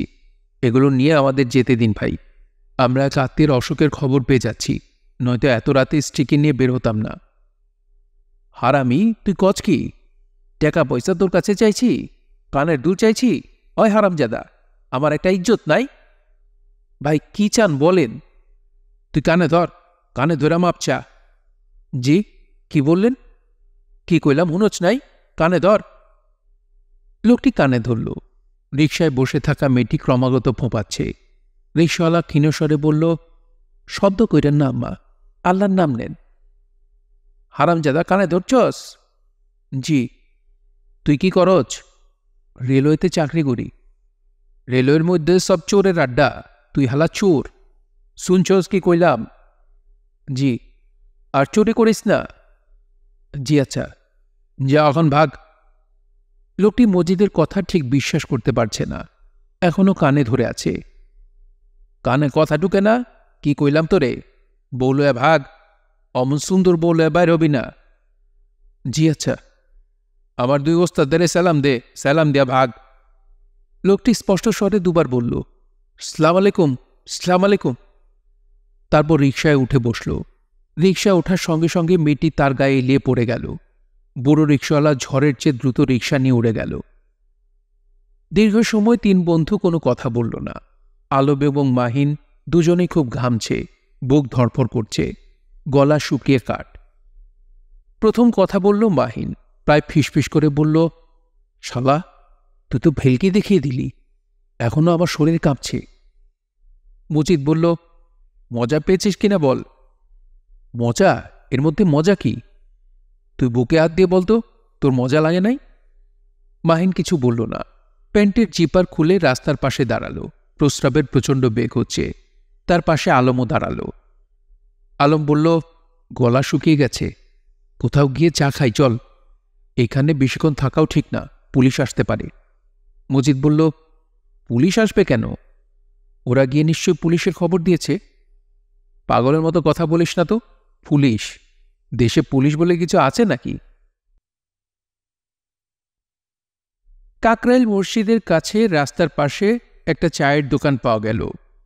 দোকানি সব গুটিয়ে চলে যাচ্ছিল। কাস্টমার দিকে বিরক্ত মুখে কাপ ধুতে বসল। আলম বলল, চা খেয়ে তারপর কি করবি? করিমের ওখানে যাবি নাকি? মাহিন বলল, না, ওই শালা আমাকে দেখতে পারে না। করিম ওদের বন্ধুদের কেউ না। করিমের সঙ্গে তাদের পরিচয় রহমানের মারফত। রহমান ছিল তাদের অতি প্রিয় বন্ধুদের একজন। সে কি করে জানি এক সোনা চোরাচালানির সঙ্গে ভিড়ে যায়, ব্যাংককে ধরা পড়ে, ওইখানের জেলেই এখন আছে। 4 বছরের কয়েদ হয়েছে। রহমানের সঙ্গে তাদের এখন যোগাযোগ নেই। রহমানের বাসায় গেলে তার বড় বোন বের হয়ে আসে এবং অতি কঠিন গলায় বলে, কি চাও তোমরা? রহমানের কোনো খবর আছে? না, কোনো খবর নেই। এই বলে খট করে মুখের ওপর দরজা বন্ধ করে দেয়, যেন তারা একদল ভিখারি, ভিক্ষা চাইতে এসেছে। রহমানই তাদের করিমের আড্ডায় বেশ কয়েকবার নিয়ে এসেছে। চমৎকার জায়গা, ব্যবস্থাও চমৎকার। 18 তলা একটা বিল্ডিংয়ের 3 তলায় করিমের থাকার ব্যবস্থা। বিল্ডিংয়ের বাইরের স্ট্রাকচার সবে তৈরি হয়েছে, এখন কাজ বন্ধ আছে। করিমের দায়িত্ব হচ্ছে পাহারাদারির। পুরো জায়গাটা কারোগেটের টিন দিয়ে ঘেরা। ঘেরার ভেতর 2টি কংক্রিট মিক্সচার, বড় রড সিমেন্টের স্তূপ। 3 জন দারোয়ান নিয়ে এইসব পাহারা দেয় করিম। ইসলাম ব্রাদার্স নামের যে কনস্ট্রাকশন কোম্পানি বাড়িটা তৈরি করছে, করিম হচ্ছে তার মালিকের দুঃসম্পর্কের বোনের ছেলে। মালিক পক্ষীয় হাঁকডাক তার গলায় থাকলেও দারোয়ান তাকে মোটেও পাত্তা দেয় না। পৃথিবীতে কিছু মানুষ এমন থাকে যারা কারো কাছেই পাত্তা পায় না। করিম তাদেরই একজন। অতি অল্পতেই সে অসম্ভব রেগে যেতে পারে, আবার সামান্য ধমকে ভয়ে কুঁকড়ে যায়। জগন্নাথ কলেজে নাইট সেকশনে পড়ে সে, বিএ সেকেন্ড ইয়ার। তবে অনেক দিন কলেজে যাচ্ছে না, কারণ বেশ কিছু রড চুরি হয়েছে। ইসলাম ব্রাদার্সের মালিক নুরুল ইসলাম তাকে বলে দিয়েছেন 1 মিনিটের জন্যও যেন সে জায়গা না ছাড়ে। নুরুল ইসলাম সাহেবের কথা তার কাছে ঈশ্বরের আদেশের মতো। সে গত 7 দিন সত্যি সত্যি 1 মিনিটের জন্য বাইরে যায়নি। তার সময় যে খারাপ কেটেছে তাও না।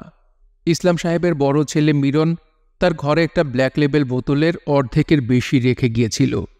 ওই বোতল শেষ করে দিয়েছে। মিরন এসে হয়তো চিৎকার চেঁচামেচি করবে। মিরনের বয়স মাত্র 19। এর মধ্যে ফুর্তির নানান কায়দা কানুন তার জানা হয়ে গেছে। গত মাসে 15-16 বছরের একটা মেয়ে নিয়ে এসে উপস্থিত। ঝি শ্রেণীর মেয়ে, নাম কুসুম। কুসুম একটা ওড়নায় সারাক্ষণ মুখ ঢেকে রেখেছিল। মিরন করিমকে আড়ালে ডেকে নিয়ে বলল, আপনার ঘরটা ঘণ্টাখানেকের জন্য একটু ছেড়ে দেন না করিম ভাই। করিম ইতস্তত করে বলল, মামার কানে যদি যায়। সঙ্গে সঙ্গে মিরন তীক্ষ্ণ গলায় বলল, কানে গেলে কি হবে? আমাকে গিলে খাবে? যান, আপনি গিয়ে বাবাকে বলে আসুন। আরে না, বলা বলির ব্যাপার না, মানে আপনি খালি পেঁচাল পারেন করিম ভাই। পেঁচাল আমার ভালো লাগে না। মেয়েটাকে মেয়েটাকে তা দিয়ে আপনার দরকার কি? ওর নাম কুসুম। আপনি একটা কাজ করুন তো, আমাদের জন্য কাবাব নিয়ে আসুন। মিরপুর রোডে একটা কাবাবের দোকান আছে, বটি কাবাব আনবেন, অন্য কিছু না। মিরন 500 টাকার চকচক একটা নোট বের করল। এই ছেলেটির হাত দরাজ, বাপের মতো পয়সা কামড়ে থাকে না। কিছু একটা কিনতে দিলে কখনো টাকা ফেরত চায় না। তবে ছেলেটির মেজাজ বাপের চেয়েও খারাপ। রেগে গেলে কাণ্ডজ্ঞান থাকে না। নুরুল ইসলাম সাহেবের চেয়ে তার ছেলেকে করিম বেশি ভয় পায়। মিরন যখন 2-1 বন্ধুবান্ধব নিয়ে তার ঘরে আসে, সে আতঙ্কে অস্থির হয়ে থাকে।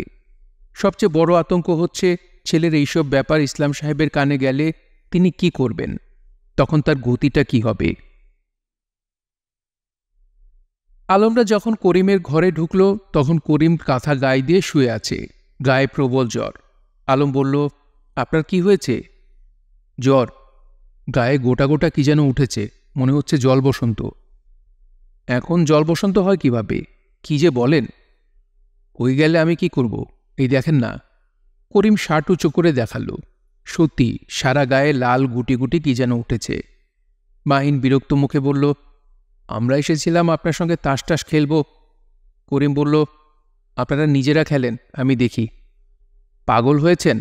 আপনার ঘর থেকে জল বসন্তের জীবাণু নিয়ে যাব? একটু বসেন, 4 দিন ধরে শুয়ে আছি, কথা বলার লোক নাই। দারোয়ান এসে খাবার দিয়ে যায়। দারোয়ানের সঙ্গে কতক্ষণ কথা বলা যায়? ভাই রিকোয়েস্ট, একটু বসেন। করিম বিকৃত মুখে বলল, অসুস্থ মানুষকে এইসব কি বলছেন ভাই? মরার গালি দেয়া ভালো না। মজিদ বলল, মরার গালি দিলে কি হয় জানেন না? আয়ু বাড়ে। আপনার আয়ু বাড়াবার জন্য মরার গালি দিয়েছি, এখন যাই। যাচ্ছেন কোথায়? যাব আর কোথায়? চাঁদের আলোয় খানিক্ষণ ঘোরাঘুরি করব। আপনারা কি সুখেই না আছেন। আমার কোনোখানে যাওয়ার উপায় নেই। শরীর ভালো থাকলেও এইখানে থাকতে হবে, মামার হুকুম। তাহলে তাই করেন, মামার হুকুম পালন করেন। করিম বলল, ঘরে একটা জিনের বোতল আছে, মিরন রেখে গেছে, খাবেন? খেলে বের করে দিই। কথা বলার লোক নেই ভাই, বড় কষ্টে আছি। মজিদ অন্যদিকে তাকালো। তার জিনিসটা চেখে দেখতে ইচ্ছা করছে। সে অন্যদের দিকে তাকালো। কাউকে তেমন উৎসাহী মনে হচ্ছে না। মাহিন বলল, আমি মাপ চাই ভাই। এই জিনিস আমার পেটে যদি যায় আর বাসায় যদি কেউ টের পায়, আমার চামড়া খুলে নেবে। সেই চামড়া দিয়ে সবাই একজোড়া জুতা বানাবে। আমি এর মধ্যে নেই। তোদের ইচ্ছা হলে তোরা খা, আমি বাবা ভদ্রলোকের ছেলে। মজিদ বলল, এইসব তো ভদ্রলোকেরই খাবার জিনিস। ভদ্রলোক বেশ কম আছে, আমরা হচ্ছে পীর বংশ, তুই আর আলম, তোরা দুজন খা যদি ইচ্ছা হয়। আলম বলল, না, আমার ভালো লাগে না, মাথা ধরে। করিম বলল, এইটাই মাথা ধরে না, ফরেন জিনিস, একটু খেয়ে দেখেন। আলম বলল, আমার অসুবিধা আছে। করিম বলল, মজিদ ভাই, আপনি তাহলে থাকেন, ওরা যাক গিয়ে দুজনে সুখ দুঃখের গল্প করি। না থাক, অন্য আরেকদিন। অন্য আরেকদিন এই জিনিস থাকবে না, মিরন সবসময় রেখে যায় না। রাখবে না, রেখে যাবে কোথায়? দলটি বের হয়ে গেল। রাস্তায় নেমে মজিদ বলল, একটা খুন করতে ইচ্ছা করছে, আয় একটা খুন করি। বাকি দুজন হেসে ফেলল। মজিদ বলল, কি অদ্ভুত ব্যাপার, অস্ত্র হাতে নিলেই হাত নিষ্পিস করে। আলম বলল, তুই ছাগলের মতো কথা বলিস না তো, হুরা আবার একটা অস্ত্র নাকি? তুই যদি খুর দিয়ে কাউকে মারিস, লোকে তোকে মার্ডারার বলবে না, বলবে খোরকার। এই অপমানের চেয়ে মরে যাওয়া ভালো না? বলে সবাই আবার একসঙ্গে হেসে উঠল। আর তখনই মির্জা সাহেবকে তাদের চোখে পড়ল। মজিদ বলল, পোশাক আশাক দেখে মনে হচ্ছে ফরেন মাল, একা একা ঘুরছে। ব্যাটার সাহস তো কম না, ব্যাটাকে ভয় দেখালে কেমন হয়? মাহিন বলল, বাদ দে তো, এক জিনিস বারবার ভালো লাগে না, ভয় তো একবার দেখালি, আবার দেখাবো অন্যরকম ভয়, শালার কলজে নাড়িয়ে দেব, তারপর কাপড় চোপড় খুলে ন্যাংটা করে ছেড়ে দেব। যা বেটা ন্যাংটা বাবাজি, ঘরে যা। তোর মাথাটা খারাপ হয়ে গেছে রে মজিদ। মাথা খারাপ হবে কেন? ফাজিলটার কাণ্ড দেখলা, এই গরমে স্যুট পরে হাঁটছে। শালা স্যুট দেখাবার জায়গা পাও না, আমাদের কাছে মামদোবাজি। শুধু আন্ডারওয়্যার পরে যখন বাসায় উঠবি, তখন বুঝবি কত ধানে কত চাল। বাদ দে তো মজিদ, তুই মজাটা দেখ না, এরকম করছিস কেন? গরমের মধ্যে স্যুট পরার অপরাধে বেটাকে আমি কানে ধরে 100 বার উঠবোস করাবো। আমার সাথে ফাজলামি? আলম বলল, স্যুটের ওপর তোর এত রাগ কেন? মজিদ সিগারেট ধরাতে ধরাতে বলল, শুধু স্যুট না, সব কিছুর ওপরই আমার রাগ। কেউ একটা ভালো শার্ট গায়ে দিলে আমার রাগে গা জ্বলে যায়। কোনো বাড়ি থেকে রান্নার সুন্দর গন্ধ এলেও আমার রাগ লাগে। একটা সুন্দর গাড়ি যখন রাস্তা দিয়ে যায়, তখনও রাগে শরীর কাঁপতে থাকে। তুই তো শালা কমিউনিস্ট হয়ে যাচ্ছিস। মজিদ বলল, গরিব দেখলেও আমার রাগ লাগে। ওই দিন কি হয়েছে শোন। এক ফকিন্নি আমাকে বলল, বাজান 2 দিন না খাওয়া। রাগে আমার মুখ তেতো হয়ে গেল। বললাম, ভাগো, তুমি 2 দিন না খাওয়া তো আমার কি? বলতে বলতে মজিদ মির্জা সাহেবের দিকে এগিয়ে গেল। বাকি দুজন বাধা দেবার সময় পেল না। অবশ্যই বাধা দেবার তেমন ইচ্ছাও তাদের ছিল না। চাঁদের আলোয় সামান্য মজা করলে অসুবিধা কি? তাছাড়া এই গরমে ওই ব্যাটা স্যুট পরবেই বা কেন? মির্জা সাহেব ঘড়ি দেখলেন, 2:40। তিনি খানিকক্ষণ ভুরু কুঁচকে তাকিয়ে রইলেন। 2:40 হবে কেন? ঘড়ির সময় কি বদলানো হয়নি? এরকম তো কখনো হয় না। তিনি ঘড়ির ব্যাপারে খুব সজাগ। আজ নিশ্চয়ই পলিনের কারণে সব এলোমেলো হয়ে গেছে। তার সমস্ত ইন্দ্রিয় জুড়ে আছে মেয়েটি। মির্জা সাহেব চারিদিকে তাকালেন। কাউকে পেলে সময় জিজ্ঞেস করা যেত। রাত বেশি হলে হোটেলে ফিরে যাবেন। মেয়েটা একা আছে, ফিরে যাওয়াই উচিত, অথচ ফিরে যেতে ইচ্ছা করছে না। এমন অদ্ভুত চাঁদের আলো তিনি অনেক দিন দেখেননি। কেমন যেন নেশার মতো লাগছে, অস্থির লাগছে, আবার এক ধরনের প্রশান্তিও বোধ করছেন। কে একজন এগিয়ে আসছে। মির্জা সাহেব বললেন, কটা বাজে বলতে পারবেন? লোকটি অপ্রস্তুত গলায় বলল, হাতে ঘড়ি নাই, আন্দাজ 11টা। আপনাকে ধন্যবাদ। লোকটি অবাক হয়ে তাকাচ্ছে। মির্জা সাহেবের মনে পড়ল, কথায় কথায় ধন্যবাদ দেওয়ার রেওয়াজ বাংলাদেশে নেই। এটি পশ্চিমী ব্যাপার। বাংলাদেশে কেউ কোনো ধন্যবাদের কাজ করলে তার দিকে তাকিয়ে মিষ্টি করে হাসা হয়। এই হাসিতে ধন্যবাদ লুকানো থাকে। মির্জা সাহেব অন্যমনস্ক হয়ে পড়লেন। অন্যমনস্ক না হলে লক্ষ্য করতেন 3টি যুবক তার দিকে এগিয়ে আসছে। 3 জনের হাতেই জ্বলন্ত সিগারেট। 3 জনই কিনে যেন হাসাহাসি করছিল। হঠাৎ একসঙ্গে তাদের হাসি থেমে গেল। হাসি এবং কান্না এমন জিনিস যে হঠাৎ করে থেমে গেলে অন্যমনস্ক মানুষের কানেও একটা ধাক্কা লাগে। ইন্দ্রিয় সজাগ হয়ে ওঠে। মির্জা সাহেব সচকিত হলেন। লক্ষ্য করলেন 3 যুবকের মধ্যে একজন বেশ খাটো। সে খুঁড়িয়ে খুঁড়িয়ে হাঁটছে এবং তার এক পায়ে স্যান্ডেল, অন্য পায়ে কিছু নেই। ছেলেটি তার হাতের সিগারেট অনেক দূরে ছুঁড়ে ফেলল। সঙ্গে সঙ্গে অন্য 2 জনও একই ভঙ্গিতে সিগারেট ছুঁড়ে ফেলল।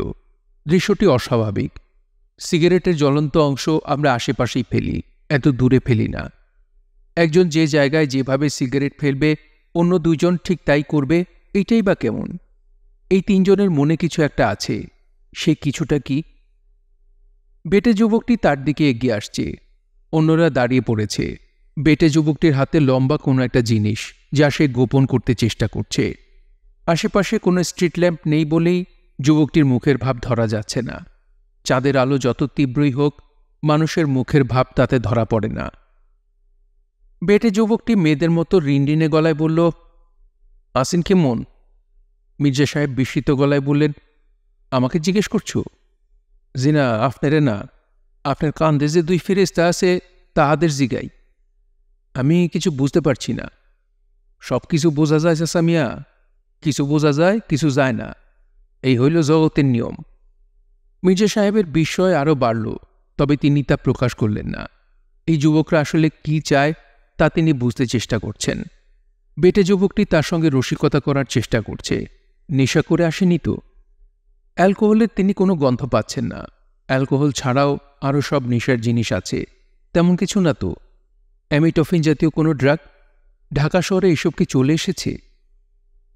তিনি সহজ স্বরে বললেন, কি ব্যাপার বলো তো? বেটে যুবকটি বলল, অব অপা নাকৃদে লাহা। তিনি ভ্রু কুঞ্চিত করলেন। এই যুবকটি কি কোনো সাংকেতিক ভাষা ব্যবহার করছে? বাকি দুজন যুবকও এবার এগিয়ে আসছে। মির্জা সাহেব বললেন, তোমরা কারা? স্বাস্থ্যবান যুবকটি বলল, তুমি তুমি করছেন কেন? আপনার কি ধারণা আমরা কচি খোকা? অবশ্যই তোমরা কচি খোকা নও। আমার বয়সও অনেক বেশি, সেই কারণেই তুমি বলছি। আপনি কথা বেশি বলেন, নো টক। আমি কিছুই বুঝতে পারছি না।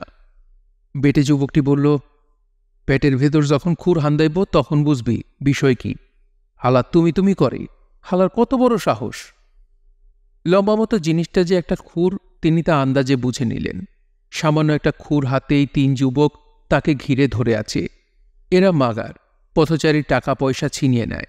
অস্ত্রপাতির বল তেমন নেই। খুরের মতো সামান্য জিনিস নিয়ে পথে নেমেছে। এটা কি ঢাকা শহরের স্বাভাবিক কোনো দৃশ্য? তার কাছে রাতের নিউ ইয়র্ক বলেই মনে হচ্ছে।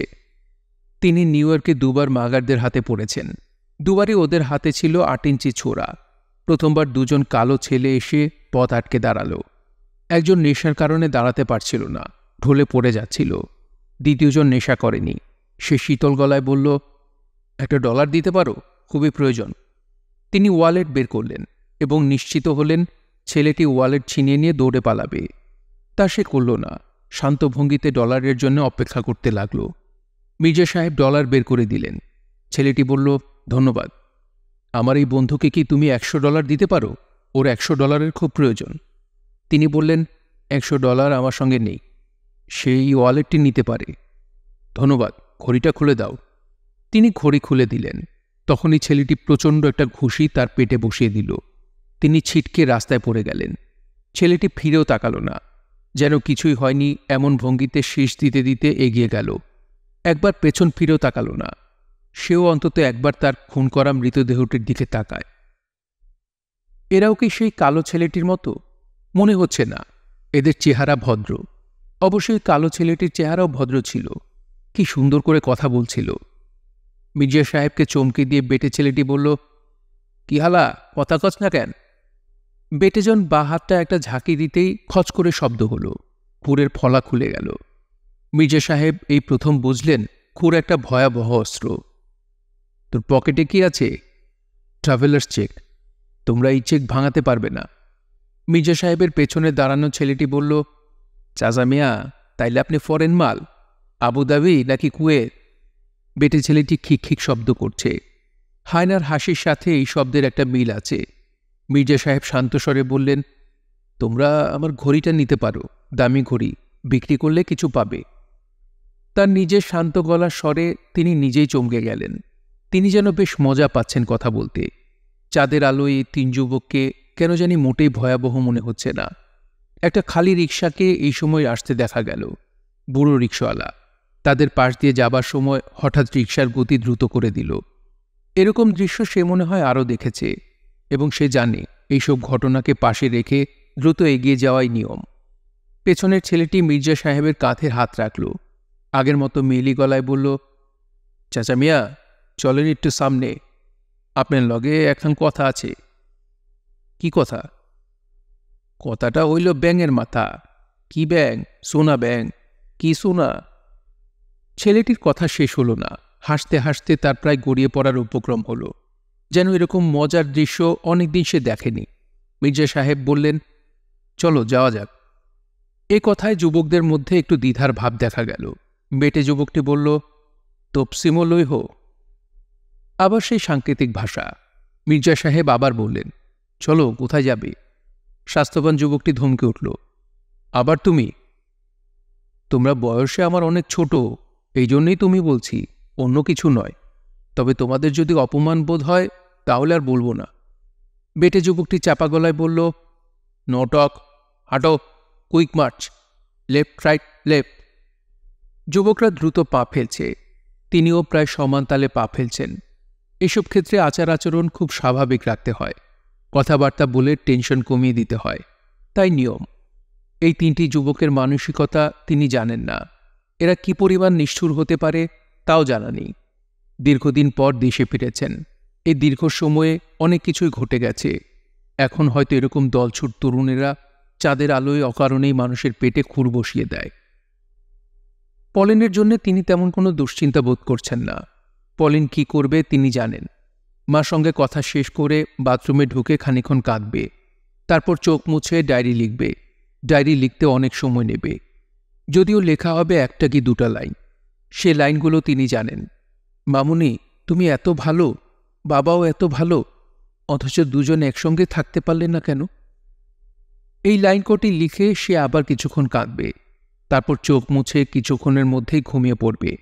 এখন সম্ভবত সে ঘুমোচ্ছে। মির্জা সাহেব বললেন, আমরা কোথায় যাচ্ছি?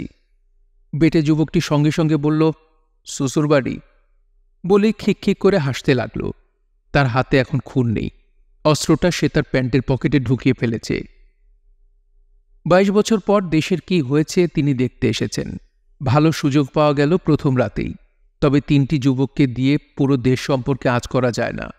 এই তিনটি যুবক হচ্ছে র্যান্ডম স্যাম্পলিংয়ের একটি স্যাম্পল। 22 বছর আগেও এরকম যুবকরা চাঁদের আলোয় শহরের পথে পথে ঘুরত। হাতে অবশ্যই খুঁট থাকত না।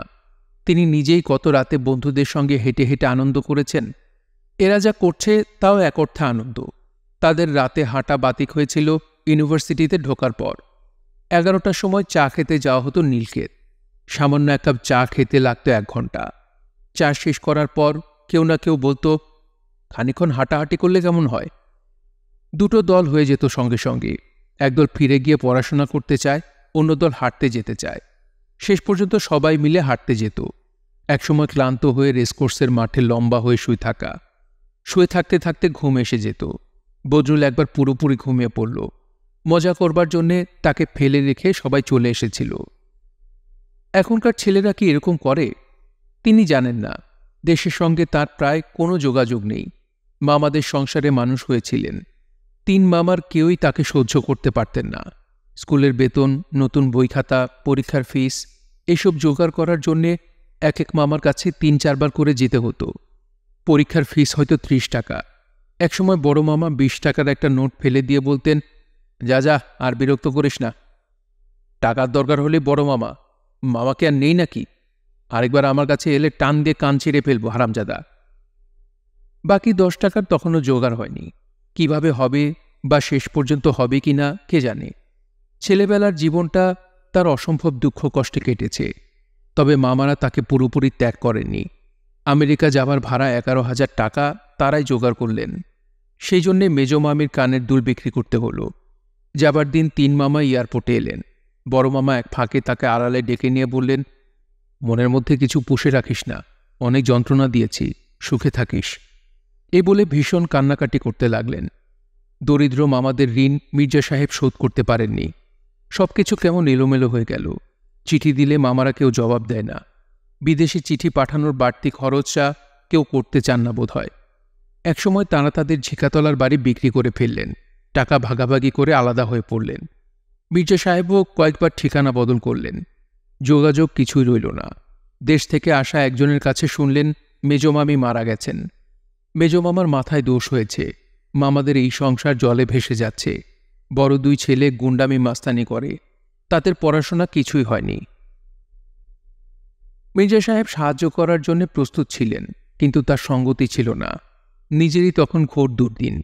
পাশ করে বসে আছেন, চাকরি জোটাতে পারছেন না, গ্রিন কার্ড নেই, বিদেশিদের চাকরি দেবার ব্যাপারে খুব কড়াকড়ি, ভিসার মেয়াদও গেছে শেষ হয়ে, লুকিয়ে লুকিয়ে থাকতে হয়।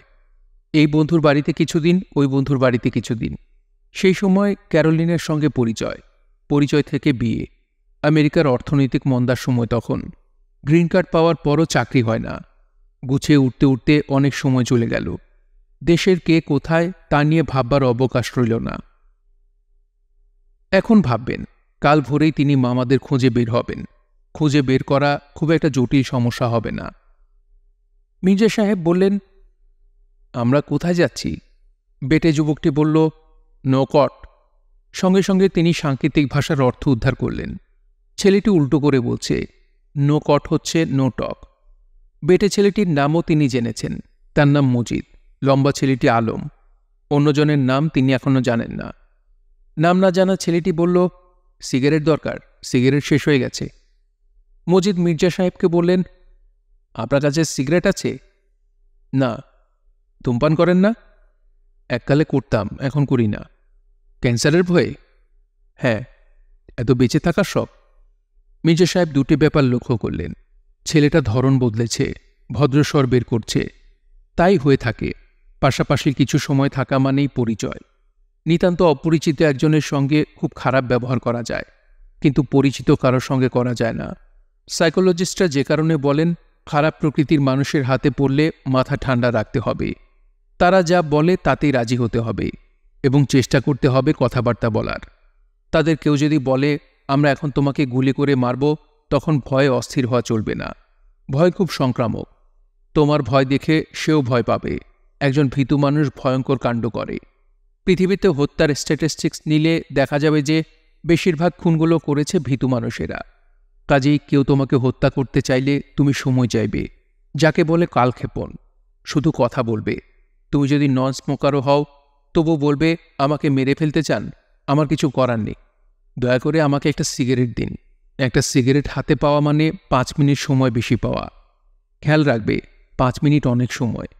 এই সময়টা কাজে লাগাবে। এমন ধরনের কথা বলবে যার জন্যে হত্যাকারী প্রস্তুত নয়।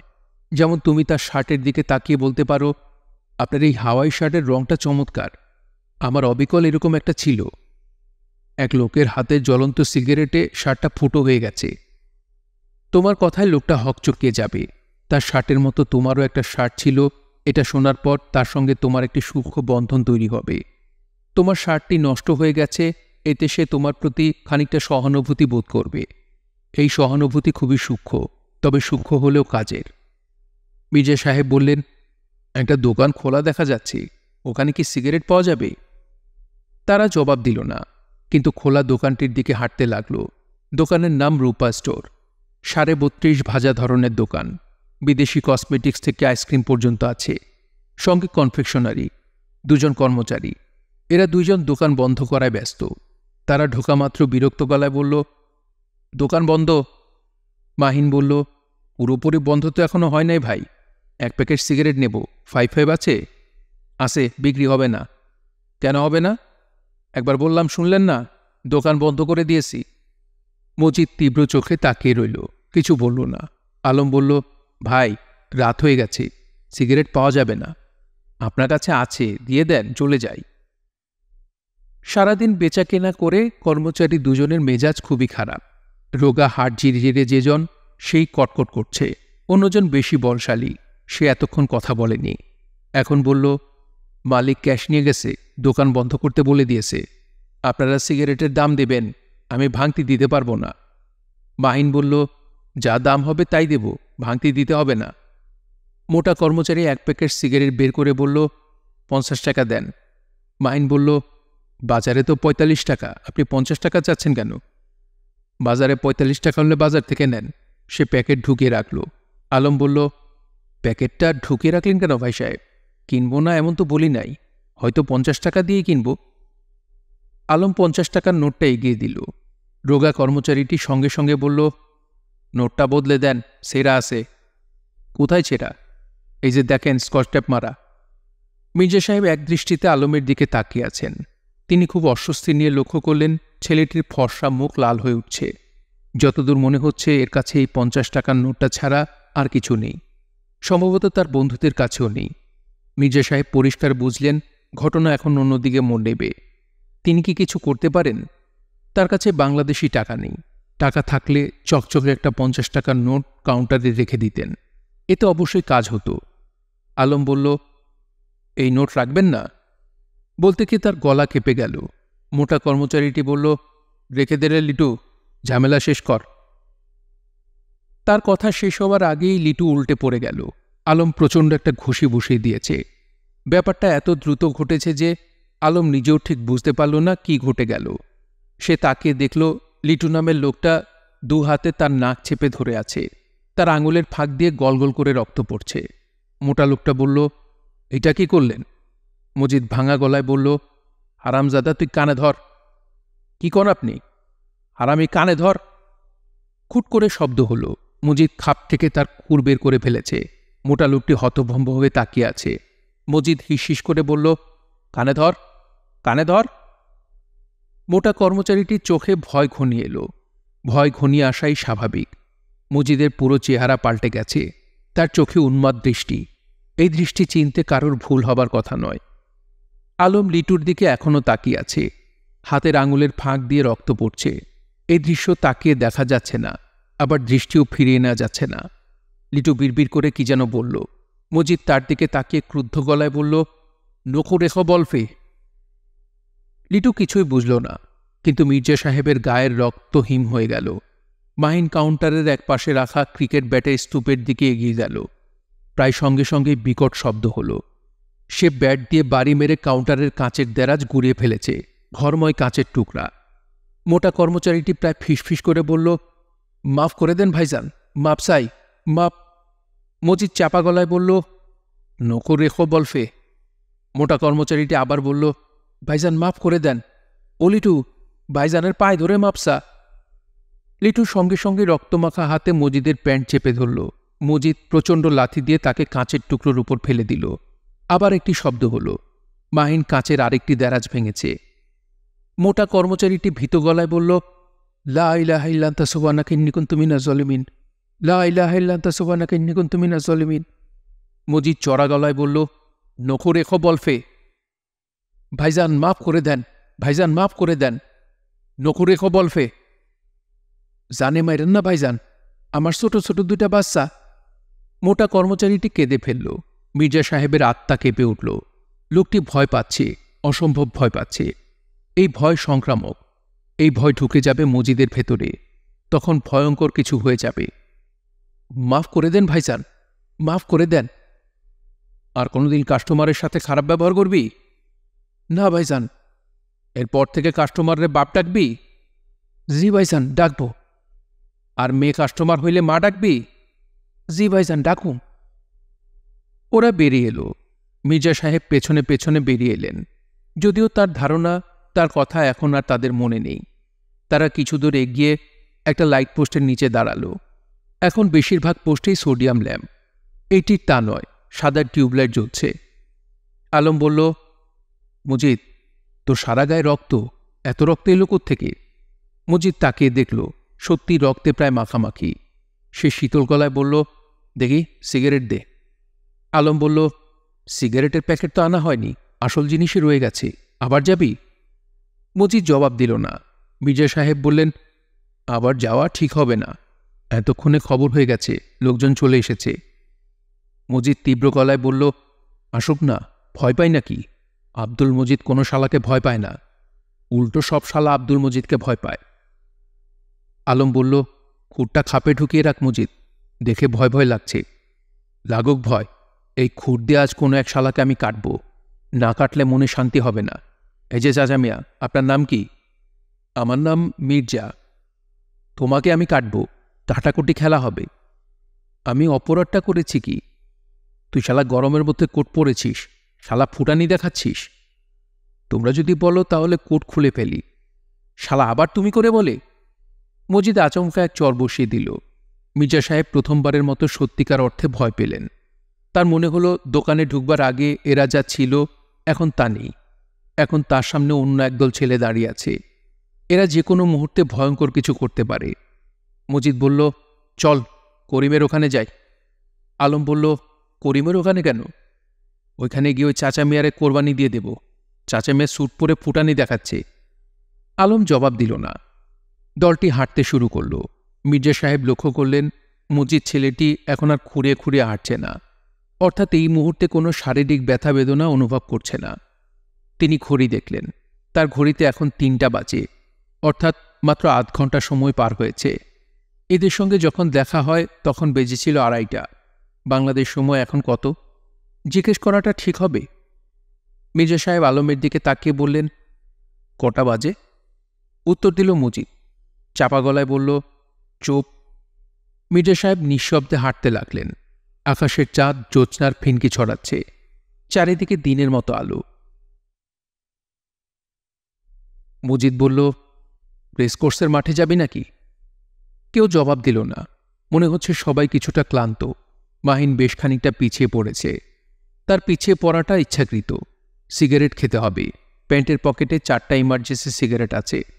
তার একটা সে ধরালো। অন্যরা টের পেলে মুশকিল হবে। মাহিন সিগারেটের আগুন হাত দিয়ে আড়াল করে টানছে। তেমন আরাম পাওয়া যাচ্ছে না। সবসময় ভয়ে ভয়ে থাকতে হচ্ছে। মজিদ টের পেলে খেচাং শুরু করবে। মজিদ বলল, কি তোরা যাবি নাকি রেসকোর্সের মাঠে? আলম বলল, ওইখানে আছে কি? মজিদ চাপা গলায় বলল, ফুর্তির জায়গায় হচ্ছে রেসকোর্সের মাঠ। গাছ বড় হয়েছে, অন্ধকার অন্ধকার ভাব। এইসব অন্ধকারে মজার মজার জিনিস দেখবি।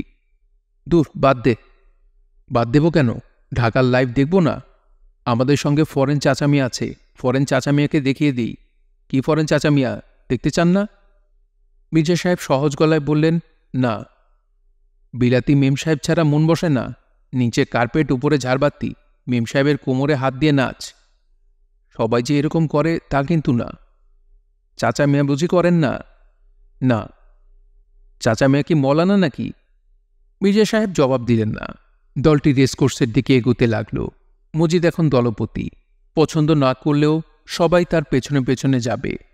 ভিন্ন অবস্থায়, ভিন্ন পরিস্থিতিতে হয়তো এদের মধ্যে অন্য কেউ দলের নেতৃত্ব নেবে। তবে আজকের রাতটা মজিদের।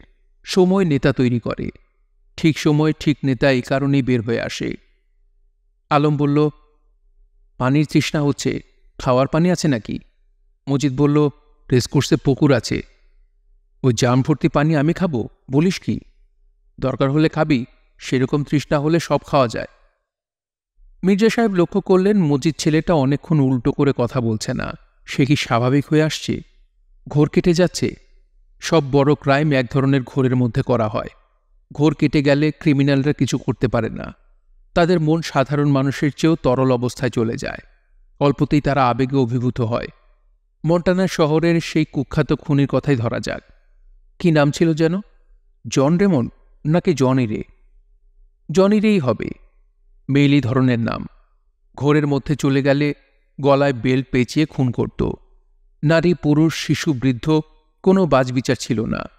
ধরা পড়ার পর পুলিশ যখন জানতে চাইল কেন খুন করছ, সে পাইপ টানতে টানতে হাসি মুখে বলেছিল, মরবার সময় লোকগুলো কেমন অদ্ভুত চোখে তাকাত, দেখতে বড় ভালো লাগত। অদ্ভুত চোখ বলতে তুমি কি বোঝাতে চাইছ? তাদের চোখের দৃষ্টিতে ভালোবাসা মাখানো থাকত। ভালোবাসা? হ্যাঁ, ভালোবাসা, গভীর ভালোবাসা। তুমি না দেখলে বুঝতে পারবে না। মৃত্যু পথযাত্রীর চোখ বড় মায়াময়। এই জনির এই সুস্থ থাকা অবস্থায় লাল নীল কাগজে মজার মজার ছড়া লিখে ছোট ছোট বাচ্চাদের বিলাত। Dick dick dick, my dog is sick, her dog is long, sing sing a song. এক পাবলিশার আবার এইসব ছড়া জোগাড় করে এক বই ছাপিয়ে ফেলল। বইটির নাম ব্ল্যাক রাইমস, কালো ছড়া। আমেরিকা হচ্ছে পাগলের দেশ। মাইনের সিগারেট শেষ হয়েছে। সে এসে দলে যোগ দিয়েছে। তার একা একা সিগারেট খাওয়া ব্যাপারটা কেউ লক্ষ্য করেনি দেখে সে বেশ খুশি। সে ফুর্তিবাজের গলায় বলল, কি মারাত্মক চাঁদ উঠেছে দেখছিস না? কিরে মজিদ? মজিদ জবাব দিল না, আকাশের দিকে তাকালোও না। একদলা থুথু ফেলল। মাহিন বলল, সুকান্ত বেঁচে থাকলে এই চাঁদ দেখে আরেকটা বিপ্লবী কবিতা লিখে ফেলত। থ্যাঙ্কস গড যে মারা গেছে। মজিদ এবারও জবাব দিল না। আবার একগোলা থুতু ফেলল। মাহিন বলল, কথা বলিস না কেন? স্বার্থপর ছোট লোকের বাচ্চার সঙ্গে আমি কথা বলি না। আমি স্বার্থপর? ইচ্ছা করে পেছনে পড়ে গেলি হারামজাদা ছোট লোক। আরে একটা সিগারেট কেমন করে জানি পকেটে ছিল, আমি জানতাম না। আপন গড। আবার মিথ্যা কথা বলছিস। প্যাকেট থেকে সিগারেট বের করে আবার প্যাকেটে রেখে দিলি। একটাই সিগারেট ছিল, বিশ্বাস কর, খালি প্যাকেট। আপন গড। খালি প্যাকেট কোন শালা পকেটে রাখে? মির্জা বিস্মিত হলেন। মজিদের মধ্যে নেতার গুণাবলী চলে এসেছে। দলের সবার দিকে তীক্ষ্ণ দৃষ্টি রাখছে। কে কি করছে না করছে তা সে এখন জানে। মাহিন থমথমে গলায় বলল, সিগারেট যদি প্যাকেটে থেকেই থাকে তাতে অসুবিধা কি? আমি কি তোর পয়সায় সিগারেট কিনেছি? গালাগালি করছিস কেন? ফস করে হারামজাদা বলে ফেললি। শালা, তুই হারামজাদা বানান জানিস? আলম বিরক্ত মুখে বলল, কি শুরু করলি তোরা? চল হাঁটি। মাহিন বলল, আমি হাঁটাহাঁটির মধ্যে নেই, বাসায় চলে যাব। আলম বলল, এখন বাসায় যাবে কি? মাত্র 12:40 বাজে। Night is still young. 12:40 বাজুক তো 13:40 বাজুক, আমি চললাম। সত্যি যাচ্ছিস? হ্যাঁ সত্যি। আলম বলল, চল সবাই মিলে চলে যাই। পুলিশ ধরলে মুশকিল, হাজতে চালান করে দেবে। মজিদ, চল যাওয়া যাক। তোরা যেতে চাইলে যা। তুই একা একা কি করবি? বললাম না, একটা খুন করব। দাঁড়িয়ে আছিস কেন? চলে যা। তুই যাবি না? না। আর এই ভদ্রলোককে কি করবি? নখবরক, নখবরক। মির্জা সাহেব চমকে উঠলেন। উল্টো কথা আবার ফিরে এসেছে। ছেলেটা কথাও বলছে তীক্ষ্ণ স্বরে। আগের পাগলামি কি আবার ফিরে আসছে? সঙ্গে ছেলে দুটি চলে গেলে ঝামেলা হবে। মজিদ বলল, দাঁড়িয়ে আছিস কেন? চলে যা। ওরা গেল না, দাঁড়িয়ে রইল। মজিদ রেসকোর্সের দিকে হাঁটতে শুরু করা মাত্র তারাও পেছনে পেছনে আসতে লাগল। মির্জা সাহেব লক্ষ্য করলেন মজিদ এখন আর পা টেনে টেনে হাঁটছে না। ব্যথাবোধ নিশ্চয়ই নেই।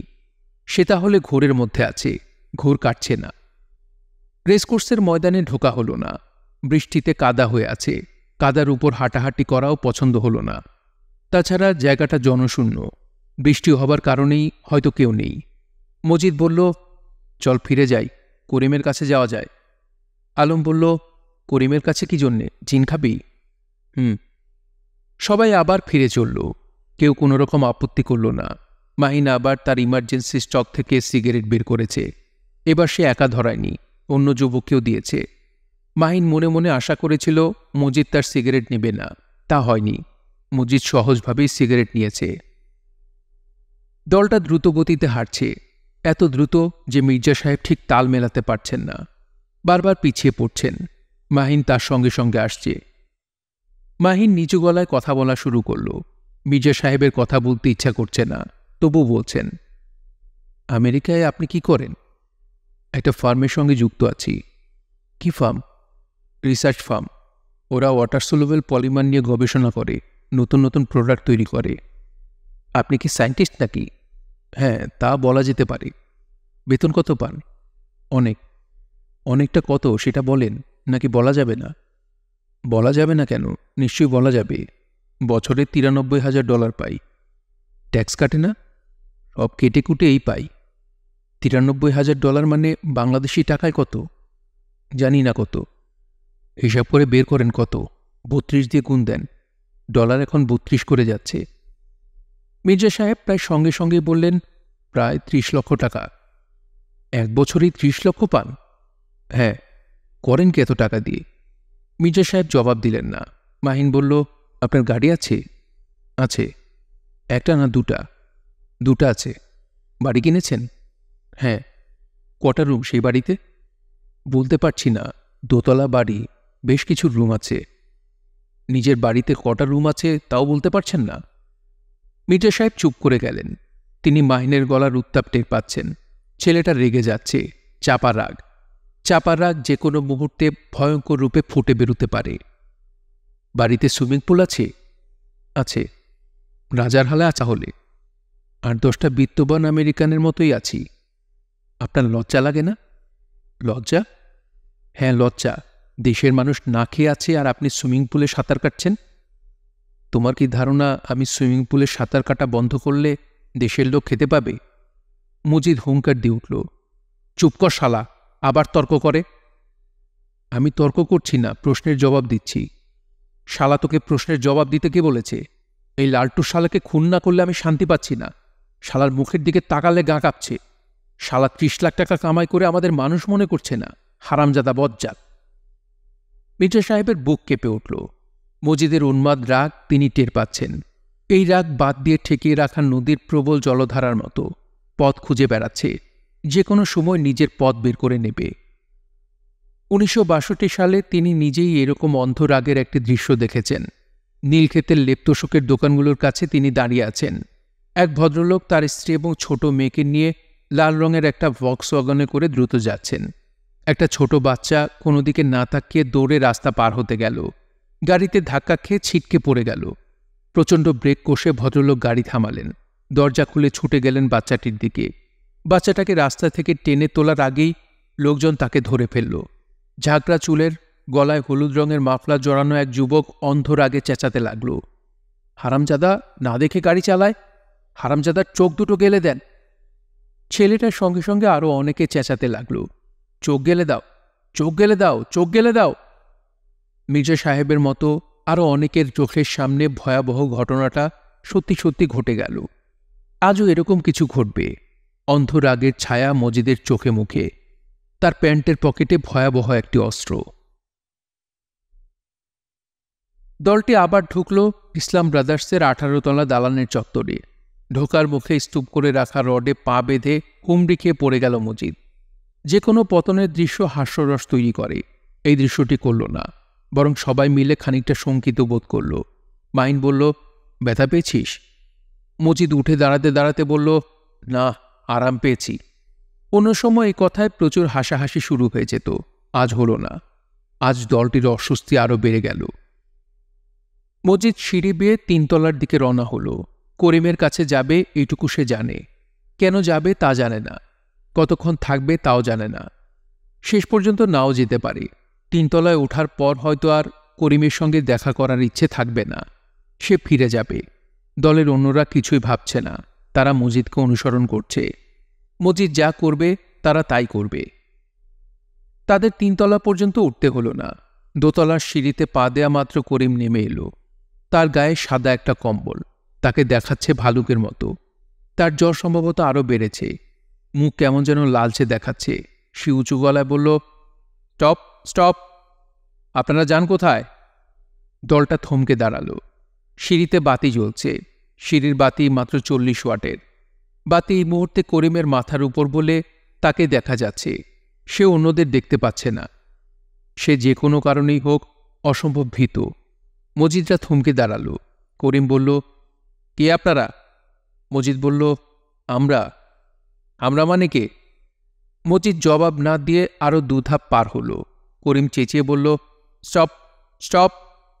মাহিন বিস্মিত গলায় বলল, করিম, আমরা এখানে? ব্যাপার কি?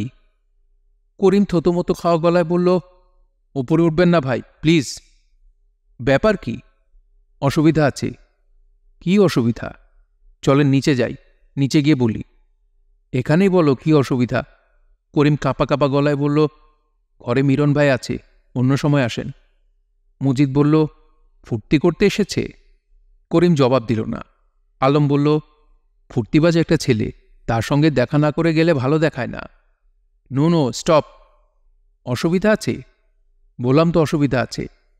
মজিদ বলল, ভদ্রলোকের ছেলের সঙ্গে কথা বলবো, আলাপ পরিচয় হবে, এর মধ্যে অসুবিধা কি? সে কি মেয়ে ছেলে নিয়ে এসেছে? না না, এসব কিছু না। মেয়ে ছেলে থাকলে অন্য ব্যাপার ছিল। যখন নাই তখন দেখা করতে অসুবিধা কি? তাকে নিয়ে খানিকটা ঘুরব। দলে ফুর্তিবাজ একটা ছেলে থাকলে ভালো লাগে। করিম কাঁদো কাঁদো গলায় বলল, ভাই, আপনাদের পায়ে ধরি, আপনারা চলে যান। কেন আমাকে বিপদে ফেলছেন? আমি গরিব মানুষ, এখান থেকে বের করে দিলে না খেয়ে মরব। আলম বলল, চল চলে যাই, যথেষ্ট হয়েছে। করিম সঙ্গে সঙ্গে বলল, জি ভাই, চলে যান, কাল আসবেন। কাল আপনাদের জন্য ভালো জিনিস জোগাড় করে রাখব। প্রমিস ভাই, প্রমিস। মজিদ বলল, মিরন ভাইয়ার সঙ্গে দেখা না করে চলে যাব, এ কেমন কথা? সঙ্গে মেয়ে ছেলে থাকলে অন্য কথা। করিম ফ্যাঁসফেঁসে গলায় বলল, সঙ্গে মেয়ে ছেলে আছে ভাই, আজ চলে যান, রিকোয়েস্ট, আপনার পায়ে ধরে ভাই, আই টাচ ইউর ফিট। করিম সত্যি সত্যি পা ধরবার জন্য এগিয়ে গেল। মজিদ মুখ বিকৃত করে বলল, থাক থাক, পা ধরতে হবে না, চলে যাচ্ছি। থ্যাঙ্কস ভাই, মিনি থ্যাঙ্কস। মজিদ দুধাপ সিঁড়ি নেমে গেল। নেমে থমকে দাঁড়াল। করিম বলল, দাঁড়িয়ে আছেন কেন ভাই, চলে যান। মজিদ কড়া গলায় বলল, ব্যাপারটা কি বলেন তো, ঠিকমতো বলেন, না বললে এই জিনিস পেটের মধ্যে ঢুকে যাবে। এই যন্ত্ররে চিনেন? এই যন্ত্রের নাম খুর, সানরাইজ খুর। করিম সিঁড়িতে বসে পড়ল। সেই দলটিকে কিছুতেই তার ঘরে যেতে দিতে পারে না। ঘরে বিরাট সমস্যা। মিরন বেকুবের মতো এক কাণ্ড করে বসেছে। রাস্তায় রাস্তায় ফুল বিক্রি করে এরকম একটা 11 বছরের মেয়েকে গাড়ি করে ভুলিয়ে ভালিয়ে নিয়ে এসেছে। মেয়েটার রোগাভোগা চেহারা, কিন্তু দেখতে সুশ্রী।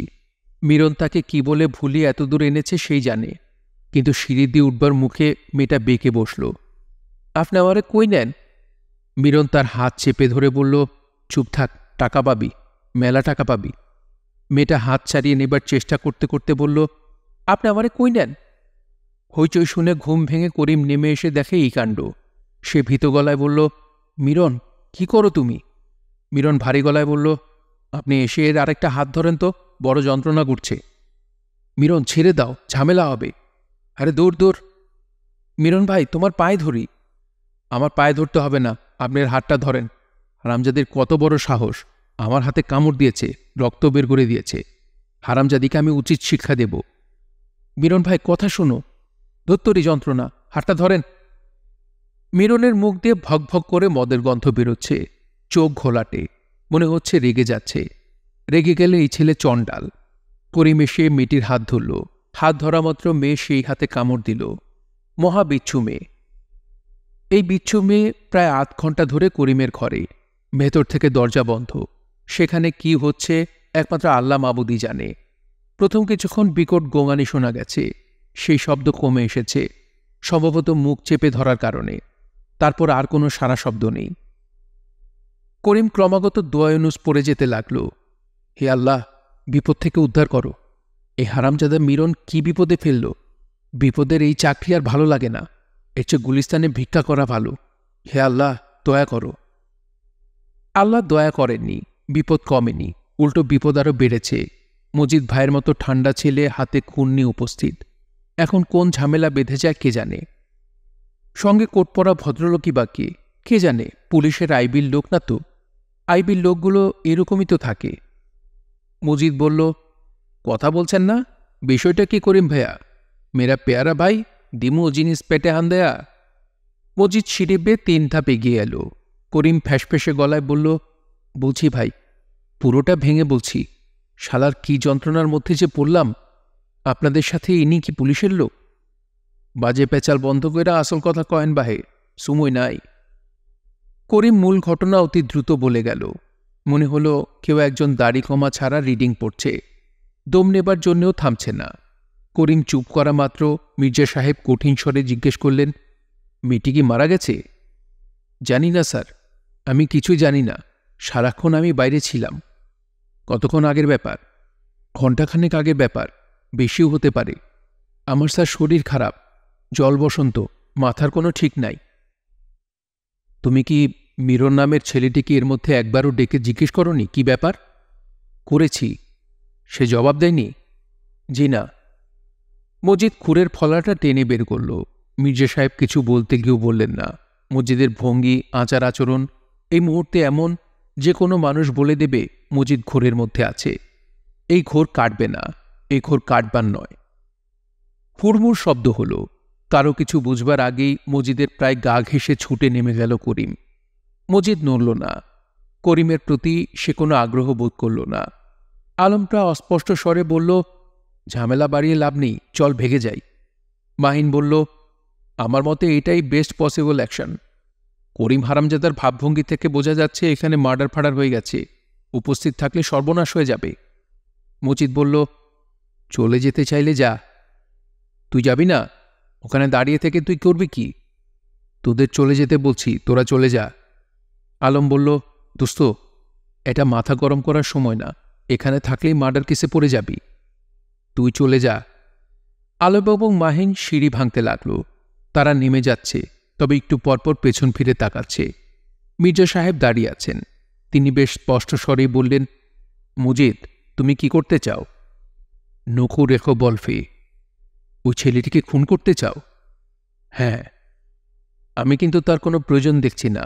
যদি সত্যি সত্যি এখানে কোনো হত্যাকাণ্ড হয়ে থাকে, আমরা দেখব যেন পুলিশ এসে ছেলেটাকে ধরে, যেন বিচার হয়। আমরা চাই যেন শাস্তি হয়। পয়সাওয়ালা মানুষদের শাস্তি এদেশে হয় না। এটা শুধু এদেশের জন্য সত্যি নয়, এটা পৃথিবীর অধিকাংশ দেশের জন্য সত্যি। তবু আমাদের চেষ্টা করতে হবে যেন আইন নিজের পথে চলে। তুমি যা করতে যাচ্ছ তার ফল ভয়াবহ। তুমি ফাঁসিতে ঝুলবে। তুমি পয়সাওয়ালা নও, কেউ তোমাকে বাঁচাবে না। নখু রেখো বলফে। তুমি খুঁটটা ফেলে দাও, তারপর আমার সঙ্গে হোটেলে চলো। হোটেলের লাউঞ্জে বসে হট কফি খেতে খেতে গল্প করব। আমি তোমাকে কথা দিচ্ছি, এ দেশ ছেড়ে যাবার আগে আমি তোমার একটা ব্যবস্থা করে যাব। তুমি কি আমেরিকা যেতে চাও? যেতে চাইলে সেই ব্যবস্থা করা যাবে। Money can do wonderful tricks. নখু রেখো বলফে। তোমাকে আমার পছন্দ হয়েছে মজিদ, বেশ পছন্দ হয়েছে। আমেরিকায় তুমি আমার সঙ্গে থাকতে পারো। আমার মেয়েটা একা একা থাকে, সে একজন সঙ্গী পাবে। জীবন চমৎকার একটা জিনিস Majid. You cannot gamble with it. Listen to me, be reasonable. Mirza সাহেব মজিদের দিকে কয়েক পা এগিয়ে এলে মজিদ হুঙ্কার দিয়ে উঠল, স্টপ। মির্জা সাহেব থমকে দাঁড়ালেন। যান, হোটেলে চলে যান। যান বলছি। মির্জা সাহেব সিঁড়ি বেয়ে নিচে নামতে লাগলেন। মজিদ তরতর করে 3 তলায় উঠে গেল। করিমের দরজায় টোকা দিতেই দরজা খুলে গেল। মজিদ নিচু গলায় বলল, মিরন ভাই, ভালো আছেন? মিরন ভয়ার্ত গলায় বলল, আপনি কে? মজিদ তার উত্তর না দিয়ে আগের চেয়েও নরম গলায় বলল, ভাই সাহেব, মেয়েটি কি মারা গেছে? মিরন কাঁদো কাঁদো গলায় বলল, বুঝতে পারছি না, শরীর তো এখনো গরম। আপনি কে? আমার নাম আব্দুল মজিদ। আপনার হাতে এটা কি?